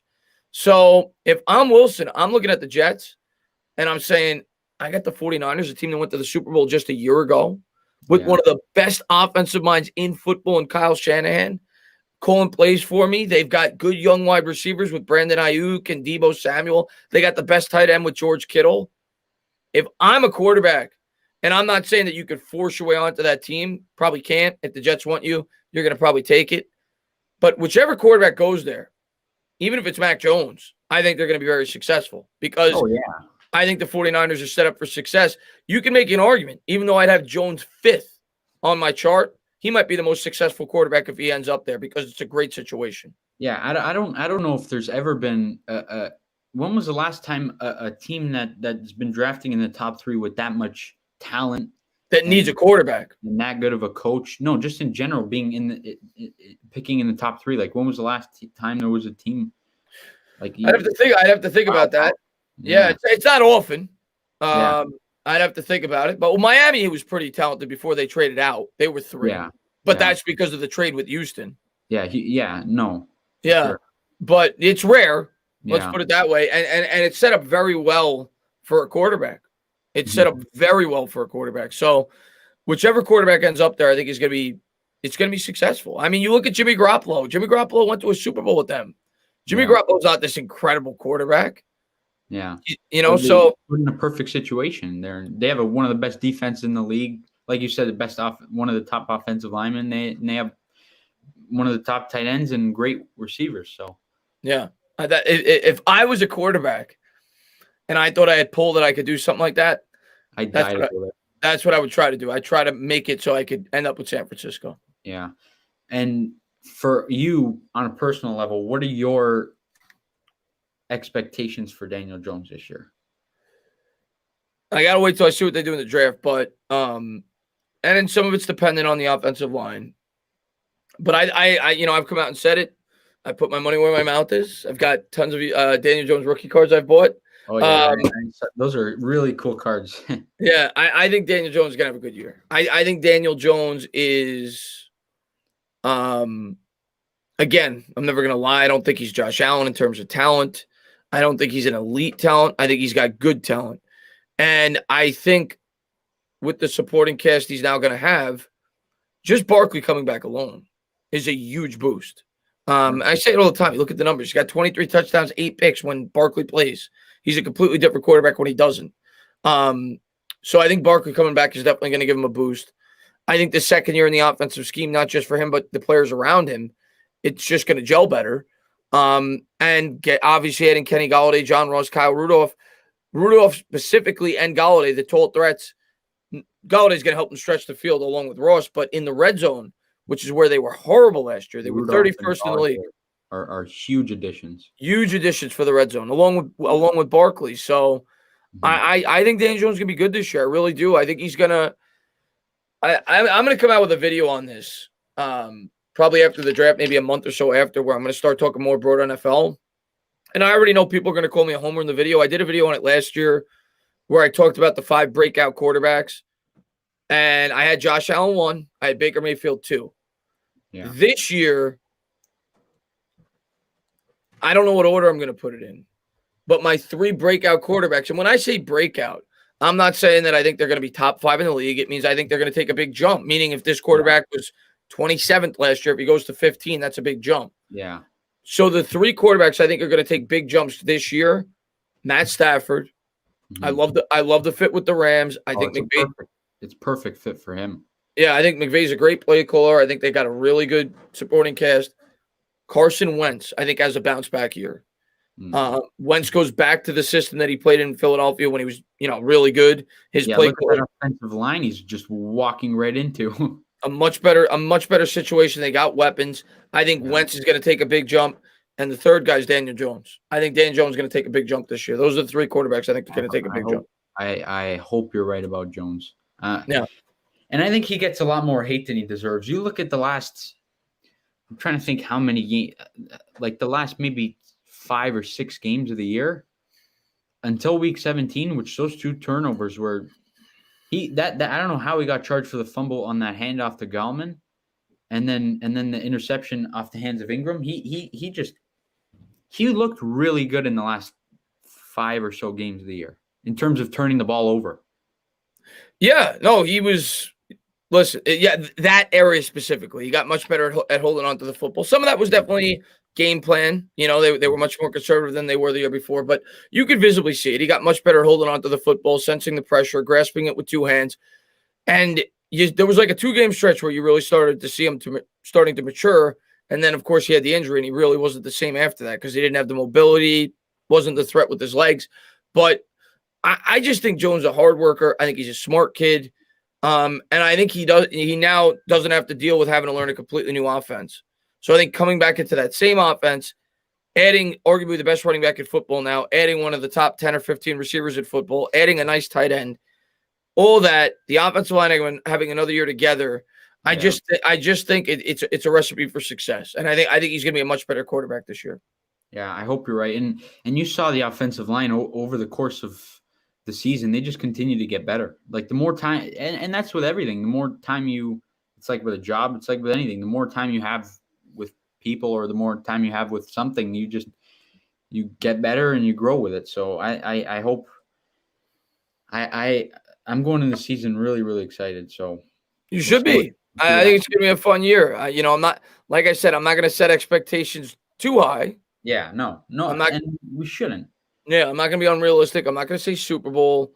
But yeah, I think playoffs are realistic this year. I think it's fair to expect at least the team that's going to win 9 games would be right in the thick of it until the end. So I think that's what we're going to get. Yeah, and who knows what's going to happen, but I think it's obviously make or break for not only Jones, but even Gettleman. Like if Jones is gone, Jones was Gettleman's pick, so he's likely gone too. There's a lot of pressure this year. A lot of pressure on Barkley, a lot of pressure on Jones, a lot of pressure on Garrett, a lot of pressure on Gettleman. Yeah. And if Gettleman goes, I say it all the time because there's a lot of people that hate Dave Gettleman, but they love Daniel Jones, they love Saquon Barkley. If Gettleman goes, what do you think could happen to those players? Who's got ties to them at that point? So nobody. So a lot rides on this year for all those people. Yeah. Well, I hope as a fan, you obviously hope for the best for everybody, for Jones, Barkley. What are you going to root against them? Obviously not, but it's going to be it'll be an interesting season, and who knows what'll end up happening. But the division's definitely, Washington got stronger, not at the quarterback position, but they added Curtis Samuel. He's going to be a big, and that's why you talked about it in terms of adding that cornerback too and getting Adoree Jackson. We got to play Dallas, who has arguably one of the best receiving corps. Yeah, in the whole league with Cooper and Gallup and CeeDee Lamb. And then now, especially now, you got Washington that added Samuel. So it was you had to do that. You had to get a corner at some point. I'm not saying they had to do it in free agency, but at some point in the offseason, they had to address that position. If we would, and Giants fans would have hated me. I know they hate me anyway because I'm obviously not. Some Giants fans would have hated me this draft process because if we would not have signed Adoree Jackson and signed Kenny Golladay, I would have been screaming to draft a corner. Screaming from the top of my lungs to draft the corner. I would have been all about the corner because this defense, to operate properly, you need 2 good cornerbacks. You need to be able to play man press coverage. And anybody that watched those games, if you don't just look at the box score, if you watch the Giants games last year, anybody that followed it, you could clearly see that Isaac Yiadom was a liability. And the Giants didn't blitz as much as they wanted to because of it. So I think by adding Adoree Jackson, it's just going to allow this defense to be so much more aggressive. Yeah, no more free. Yeah, and I think it's going to create a lot more turnovers. And I think this defense is going to take the next step, and I think Adoree Jackson is going to have a lot to do with it. Yeah, and Pat, our coaching staff, I'm really happy. Like, a lot of people hate Garrett, but you have to look with what he had too. At the end of the day, I don't hate him. I think he could be a good play caller. He's an average play caller in my opinion. And Patrick Graham is just. I was more happy when I heard Patrick Graham was going to stay than we got Galladay. I might have been happier. I was really. I'm high on Patrick Graham. Yeah, I mean, listen, I love I love Patrick Graham. As far as Garrett goes, you know how it works with this fan base. Any fan base, I'm not just picking on Giants fans. Any fan base, people like to point the finger at one person. Sometimes it's the quarterback, sometimes it's the coach, sometimes it's the GM. Last year it was Garrett, and obviously Garrett had something to do with it. The offense didn't operate properly, but I always say, man, if you're gonna give Daniel Jones a pass for not having all these things and having to learn a new scheme and all this, which I think is fair, I think you got to do the same thing for Garrett. He had a quarterback that had to learn a new scheme. He had Barkley go down. He had a new offensive line. Young offensive line. Yeah, so I Garrett has a track record. You know, people may hate Garrett because he's a Cowboy. People may point to the lack of innovation. It's hard to be innovative when you can't hold blocks. Yeah. You know, so, I mean, he had a track record with the Cowboys. The guy had one of the best offenses in the NFL for 4 or 5 years straight when he was calling plays for the Dallas Cowboys. And I think we went out there, and I'm not telling you we're going to have a top 5 offense. I'm not saying that, but I think we went out there and we got players that really fit what Garrett likes to do. You know, I think we needed that exterior tall threat. You go back, you look at Dallas all the time. They had Des Bryant. They had Miles Austin. They had Witten. They had Witten, which is kind of like Kyle Rudolph. Yeah. So I think we got guys that fit. Not to mention, I think the Giants and Garrett planned their entire offense around Saquon Barkley. I think that's what they were going to do. And when Barkley went down, it changed everything. Yeah. Well, when Garrett came into the job, he obviously no one envisioned Barkley to go down with the injury he did. So he obviously, I'm sure they were planning to put, like you said, base the offense around Barkley. So it was considering everything that went down last year. No, new scheme, no training camp, no preseason games, and Barkley going down, and it was a really good year. I think it was a great year. It was a great year, and it's gonna be a fun year coming up, and I can't wait. But yeah, well, great's not the right word, but in terms of growth, it was a great year. Yeah, and like you said with the fan base and pointing fingers, New York's a huge city. I'm in Toronto. It's a big city, and when the main thing here is hockey. When something goes wrong with our hockey team, like if they win a game, everyone's saying, "No, we're the best team in the league," and when they lose, they're pointing fingers. The worst team. You got to trade this guy, fire the coach, get rid of the GM. Goalie sucks. Hey man, that's just the way it is. Fans are passionate. Fans are passionate, man. That's what they do. They're gonna come at you. They're gonna, especially in New York. You know, they're gonna let their voices be heard, and it is what it is. You got to roll with the punches, and I try to be the voice of reason and try to be like a therapist at times because I know how New York fans are, but in my heart, I really believe that, and I've always believed it, and I'll either be proven wrong or right this year, I guess, but I always believed that Dave Gettleman was setting his team up the right way, not necessarily agreeing with all of his decisions, but his philosophy. And we got rid of a lot of the dead weight in terms of the bad contracts. We broke the team down, which is what I thought they should have done in 2018. They didn't do it. Can't go back in time. And when you do that, yeah, you're going to have bad teams. In 2019, we were bad. We had nobody on the team. We got rid of everybody. But that was the right way to do it. We got draft capital. We brought in more young talent. We cleared up salary cap space. 2020, we brought in a new coach. And you started to see the young talent start to progress outside of Daniel Jones, which we need to see this year. Brought in a couple of really nice free agents last year. And I think we did the same thing this offseason. So yeah. I think the Giants are building it the right way. And I think when we get there, if Jones is the answer, which we don't know yet, I think the Giants are going to be a good team for a while. one more question I got for you. What's Joe Judge's contract here? How long does he have? 5 years, 4 more years. Oh, perfect. Yeah, it was a 5-year deal. They and I see Ms. Rai says, guys, both of you join Zion Hub. Oh, you Zion Hub in my live stream next Wednesday. Okay, yeah, if I'm free, I got to look at the Knicks schedule. You know, I do every Knicks game, Ms. Rai. If I'm free, I'll definitely pop on. And how about those Knicks, man? Wow. Can't wait tonight. Big late game tonight, 9:30. Yeah, who are you guys playing tonight? Mavericks. Oh yeah, well, big. You guys hate KP, so big game there. Yeah, KP versus his old team. Obviously, Luka. It's gonna be a fun game. We're gonna struggle tonight. I think. I'm hoping we win. I think it's gonna be a tough one tonight. Dallas is playing really well, but I'm looking forward to that as well. But really looking forward to the Giants this year. You guys, I think you guys have their draft pick this year, no? From the we do. Yeah, we do. And you guys hoping they lose every game. Yeah, we beat them. We help ourselves out. But yeah. I think they're the 7th seed right now. But if they lose the playing series, they'd be a lottery pick. But lottery, yeah. Yeah, I'd like to beat up on KP, but I think it's gonna be tough. They're playing really, really. We're playing really good too, so it'll be a good game. But I'm looking forward to it. As much as we talk about the Giants growing, the Knicks are wow.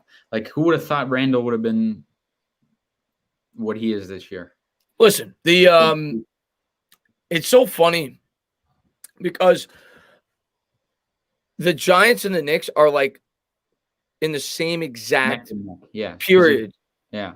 You know, the Knicks even more so advanced than like the Giants for me last year. They met my expectations, which is good. You know, my expectations were higher than most people. Going into the year, experts had us winning 3 games. I said 6 of 10. They won 6 games. They did exactly what I said they were going to do. I said we're going to start off slow. We might win 1 out of our first 8, and then I think we'll win 4 out of our last 8 or 5 out of our last 8. That's what they did. So for me, the Giants met expectations. Now this year going in, I'm expected 9, 10 wins. The Knicks, I didn't have any expectations going into this year. You know, Randall the year before was a complete disaster. Not disaster is the wrong word, but not near what he is now. RJ Barrett, I was hoping for growth, but it wasn't a sure thing. And I didn't know what we had in Quickly. I didn't know, what we were going to get out of guys like Nerlens Noel, Taj Gibson, these Alec Burks, these role. You guys lost Mitch Robinson too. We lost Mitch Robinson went down. I mean, at the end of the day, the biggest reason for both teams is the coach. I think Joe Judge is the biggest reason. I always give Gettleman his credit. I think Gettleman deserves as much credit as any GM for drafting the players that he does. Giants fans that hate Gettleman will say, "Oh, well, no, it's Judge. Judge came over here and all of a sudden they're drafting better." Did you ever think that maybe Judge is just a better coach than Pat Shurmur, and the players that Gettleman is drafting, Judge is coaching better? Because I just laugh because people say, "Oh, this is Judge. It's Judge's picks. It's Judge has a hands-on approach." You don't think Pat Shurmur had a hands-on approach? Daniel Jones fit the scheme perfectly. You don't think that James Betcher had a hands-on approach? We brought in every former Cardinal known to man to fit the defense that Betcher was trying to run. Betcher was pathetic. Yeah, but we brought in Marcus Golden, who was a former Cardinal. We brought in the safety, Antoine Bethea. We brought a number of former Cardinals. So if this isn't new, Gettleman tries to find guys that fit what his coaches are trying to do. So I always try to give Gettleman his credit and his blame when he deserves it. But I just laugh when people say that that's all Judge. But in terms of what the biggest contributing factor is for both those teams starting to show success, I think it's definitely the head coach. I think it's Judge and I think it's Thibodeau. Yeah. Well, sucks having the Raptors being so bad this year. We had high expectations for them, especially with after Kawhi left. Everyone thought we're gonna suck, and then we exceeded expectations. It's kind of like what happened with the Jets. We exceeded our expectations, and then this year we expected too much. And well, you guys, last year, obviously you won the title the year before. Last year, the Toronto Raptors were literally, in my opinion, the biggest surprise in the NBA. We were second in the league going into the bubble. So because after you lost Kawhi, I thought maybe a 7 seed, 6 seed. Yeah. So I think that raised your expectations this year, but Siakam really hasn't lived up to what he did the year before. And No. yeah, And we got hit hard by COVID. Yeah, you guys fell off a little bit this year, but maybe you get a better draft pick. You get back. I think you got to start to rebuild now with that team because Kyle Lowry's getting up there in age. But that's okay. You just got to start the rebuild and retool, regroup. When we made that trade, obviously you had to kind of envision this to happen, and I'd much rather have a title and have to go through a rebuild than lose in the second round every single year for the next 5 years. You're talking to a Knicks fan. I've been watching crappy basketball for 20 years. If you told me right now you're gonna have to sell everything and you're gonna win one championship next year and then you're gonna be crap for the next 20, I'll take it in a second. Yeah. So you did the right thing. You gambled. I'll tell you right now. I'm gonna tell you right now, when the Raptors made that trade, I thought it was a horrible trade because I didn't think you were gonna win. Because I hated it. Because Kawhi was coming off the injury. Yeah, I thought it was. I said to myself, if they don't win, which I didn't think you were gonna, you got swept by the Cavs the year before, or the Heat, whoever LeBron was. No, with it was the Cavs. It was the Cavs. We got LeBron beat us every year. He was the only one to stop us in the playoffs. So I just said to myself, I'm like, I don't know, man. I didn't think it was a good trade, but it worked out. You guys gambled, and you got lucky. Durant got hurt, but it definitely paid off for you guys. But you pay a price at the end. It's the same thing the Nets are going to go through. The Nets sold the whole farm to bring in Harden and all these other guys, and they're going to take a shot at 2 or 3 championships, and then after that, they're going to have to retool. Yeah, and for us, we even had to get, like, if we didn't pick up Marc Gasol in the middle of the year, I don't think we get that title. There were a few moves that we made that contributed to it, and we obviously sold everything. So, but yeah, like you said, you got to take titles when you can. They don't come around unless you're the Lakers or the Celtics. They don't come around that often. Yeah, Mets are first place. Yeah, good stretch. You guys started off poorly in the first series, and then what are you? You're a Blue Jays fan or a Mets fan? Yeah, Blue Jays. You guys got good young talent too, but I'm really happy about the Mets. It's still early, like you said. I don't even know if they're going to play today. I know there was snow in the weather report in Colorado. Snow up there now. Yeah, in Colorado they're playing today, but if they play, hopefully. But yeah, I mean the Mets. I'm super excited about the Mets. The pitching staff is great. This is as excited as I've been about the Mets in a long time. So it's funny, man, because 2 years ago all my teams were horrible, and now they're all starting to improve. Yeah, all 3 of your teams are on the rise now. Yeah, which is fun. So hopefully one of them gets me a championship sooner than later.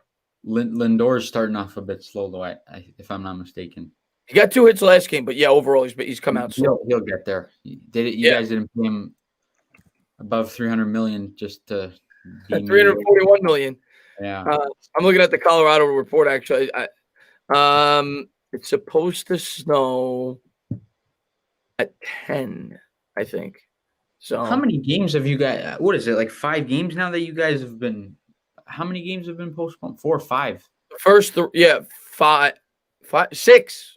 Oh. Yeah, because yesterday you guys got rained out, right? Yep. And is DeGrom going on the hill tonight? If he pitches, but I'm looking at it right now. Snow showers, 8 p.m. Game's supposed to start at, and I don't know if this is Eastern time or whatever, but game's supposed to start I think at 8:30. Snow showers at 8 are 45%. Snow showers at 9, 54%. Snow showers at 10. Not looking. So if it snows, Mets ain't playing tonight. Yeah. Well, no. All your other than the Giants, all your teams are my second favorite because Barrett, because he's Canadian. There you go. And then Marcus Stroman was my favorite player when he was here on. Oh, that's right. He was a Blue Jay. That's right. He came up with the Blue Jays. Yeah. You guys, this offseason, you brought Taiwan Walker over. He was here last year. Syndergaard was originally a Blue Jay too. Yeah, we traded Ari Dickey trade. Yeah, and also VR you guys brought in. He was with us last year. Wow, I didn't realize that. We got a ton of and maybe your greatest Blue Jay. Well, I don't know about your greatest, but one of your greatest Blue Jays ever, Carlos Delgado, was a good Met too. Yeah. He was. Him and Joe Carter were Is Carter's regarded as the greatest blue? Well, you had Almore too. He was Yeah, good. we had a bunch of good players. So yeah, but Yeah. we But got you got a nice young team. You got we all got- the babies. You got Biggio's son, you got Guerrero's son, and you got Castillo's son.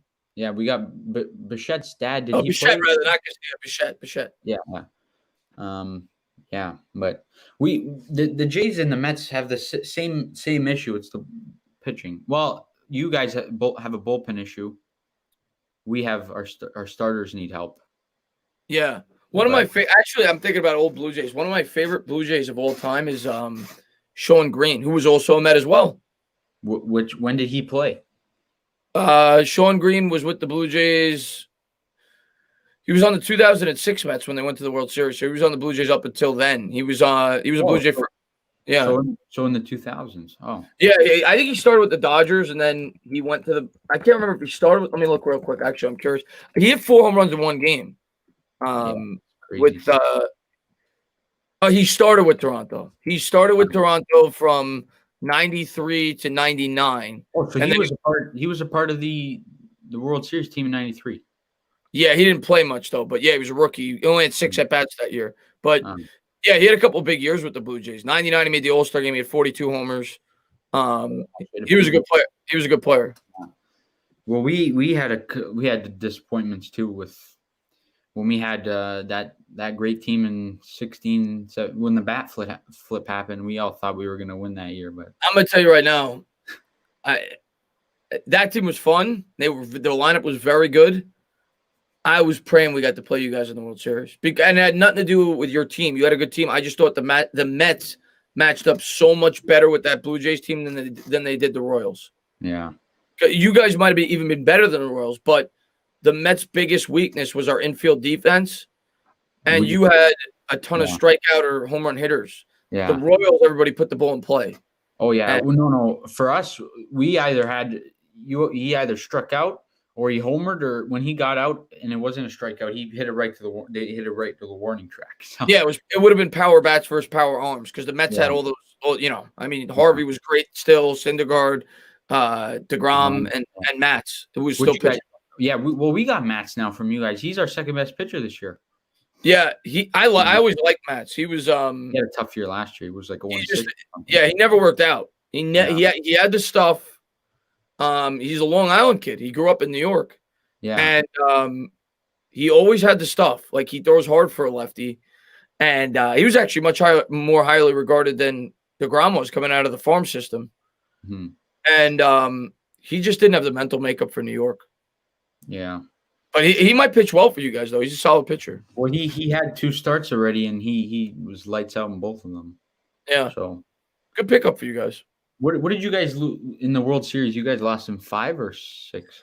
We lost in 5, but it was one of those series that, like game 1, we should have won. We had the lead in the 9th. We blew it.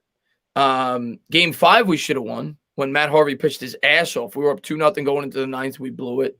So it was one of those World Series that, we should have won. We should have won.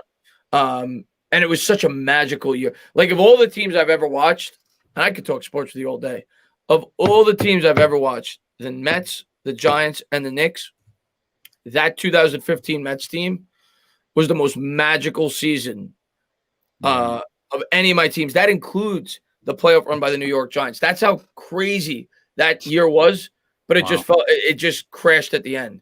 But like in the World Series, like all their warts came out in the end. But the I don't know if you remember this, the Wilmer Flores game. I don't know if you. I don't know if you're familiar with this story though. So just think about how lucky the Mets got. I know anybody that may be listening might be here for Giants, but sorry. But the 2015 season, the Mets, they got to a point in the year where they got to the trade deadline. We were hovering around 500, and they made a trade, and it happened during the game. Wilmer Flores was playing shortstop, and he wasn't. I remember this. Yeah, he wasn't told that he was traded, and everybody in the crowd started chanting Wilmer, like to pay respect because I guess they got it on like social media. Yeah. So then he found out from people in the crowd as he was going back to the dugout that he had just been traded by the New York Mets. Wow. But it wasn't official yet. So then the Mets brought him back out into the field to play shortstop. So he starts crying on the field. He's bawling because he grew up a Met. He's 25 years old. He's emotional, and he's finding out he's going to get traded, I think, to the Brewers for Carlos Gomez. It would have been, by the way, the trade would have been Wheeler and Flores for Gomez. Gomez ended up batting like 200 the rest of the year, and he was out of the major leagues a year later. So it would have been a complete disaster. We never sniffed the playoffs if that trade goes through. And it was a done deal, and then the Mets backed out of it last second. I think because Gomez failed the physical. I think that's what happened. Yeah. So then the next day, they trade for Cespedes, who they would have never traded for if they got Gomez. Had that trade gone through. Yeah. So then they trade for Cespedes. Cespedes comes to the Mets. He lights the world on fire. It's like 30 home runs in like 60 games and leads us to the playoffs. And the very next game, after Flores was told that he was going to be traded from the Mets, he comes back, he starts, he hits a walk-off home run.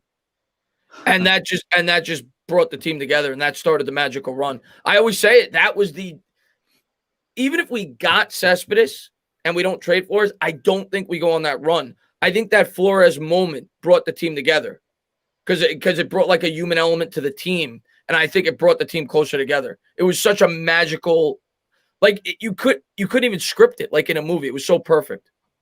Yeah, sports are amazing. Yeah, I love sport. I could talk sports for 24 hours. Did you go to any postseason games from that World Series run from the Mets in 15? I did. I went to game one against NLCS second round to get to the World Series. Game one against who'd you Cubs. play in the series? Cubs. Oh, that's right. And the Cubs were good. Yeah. Oh, they had Lester and they had Arrieta. Yeah. And they had another really good pitcher too. But yeah, Daniel Murphy had a home run in the first. He hit like 6 home runs in a row that postseason. Of 6 different pitchers. I still say to this day that's the other magical part. Murphy's playoff stretch during those playoffs. I don't think you'll ever see another player do what he did. He hit 6 straight games. He hit a home run, and you're talking. Listen to the pitchers. He hit 2 off Kershaw. He hit 1 off Greinke. He hit 1 off Arrieta when I think he won the Cy Young or he was up for Cy Young that year. He threw a no-hitter that year.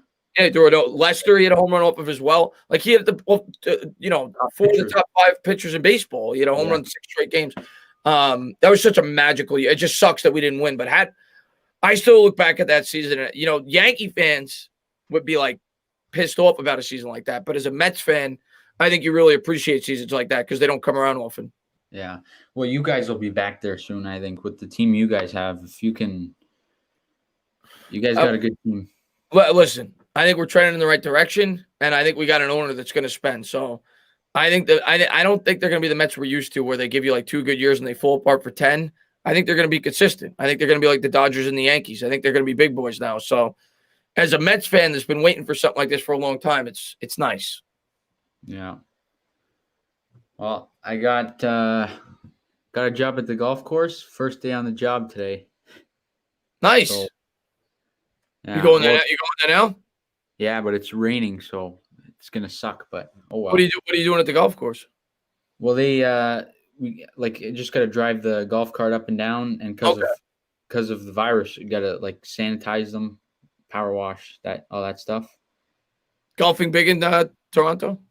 Well, we're just outside the city, so it's there's a little bit more people with money, so it's big over here. So yeah. Cool. Yeah, no, I want to go golfing this summer. I haven't been golfing in a while. But yeah, no, you got work, you got to go, man. But I just want to say thank you for having me. Sorry I was late. Didn't even realize what time it was. My phone was dead when I was walking my dog. I got home like, oh shit. Yeah, no, thank you so much for coming on. Hopefully one day we can do it again soon. And yeah, for sure, man. Keep doing your thing. Be in your stream tonight, and let's go Knicks. Let's go Knicks. Let's go Giants. Let's go, baby. All right, my man. Chat later. Be good, buddy. Thank you very much. You got it, man. See ya.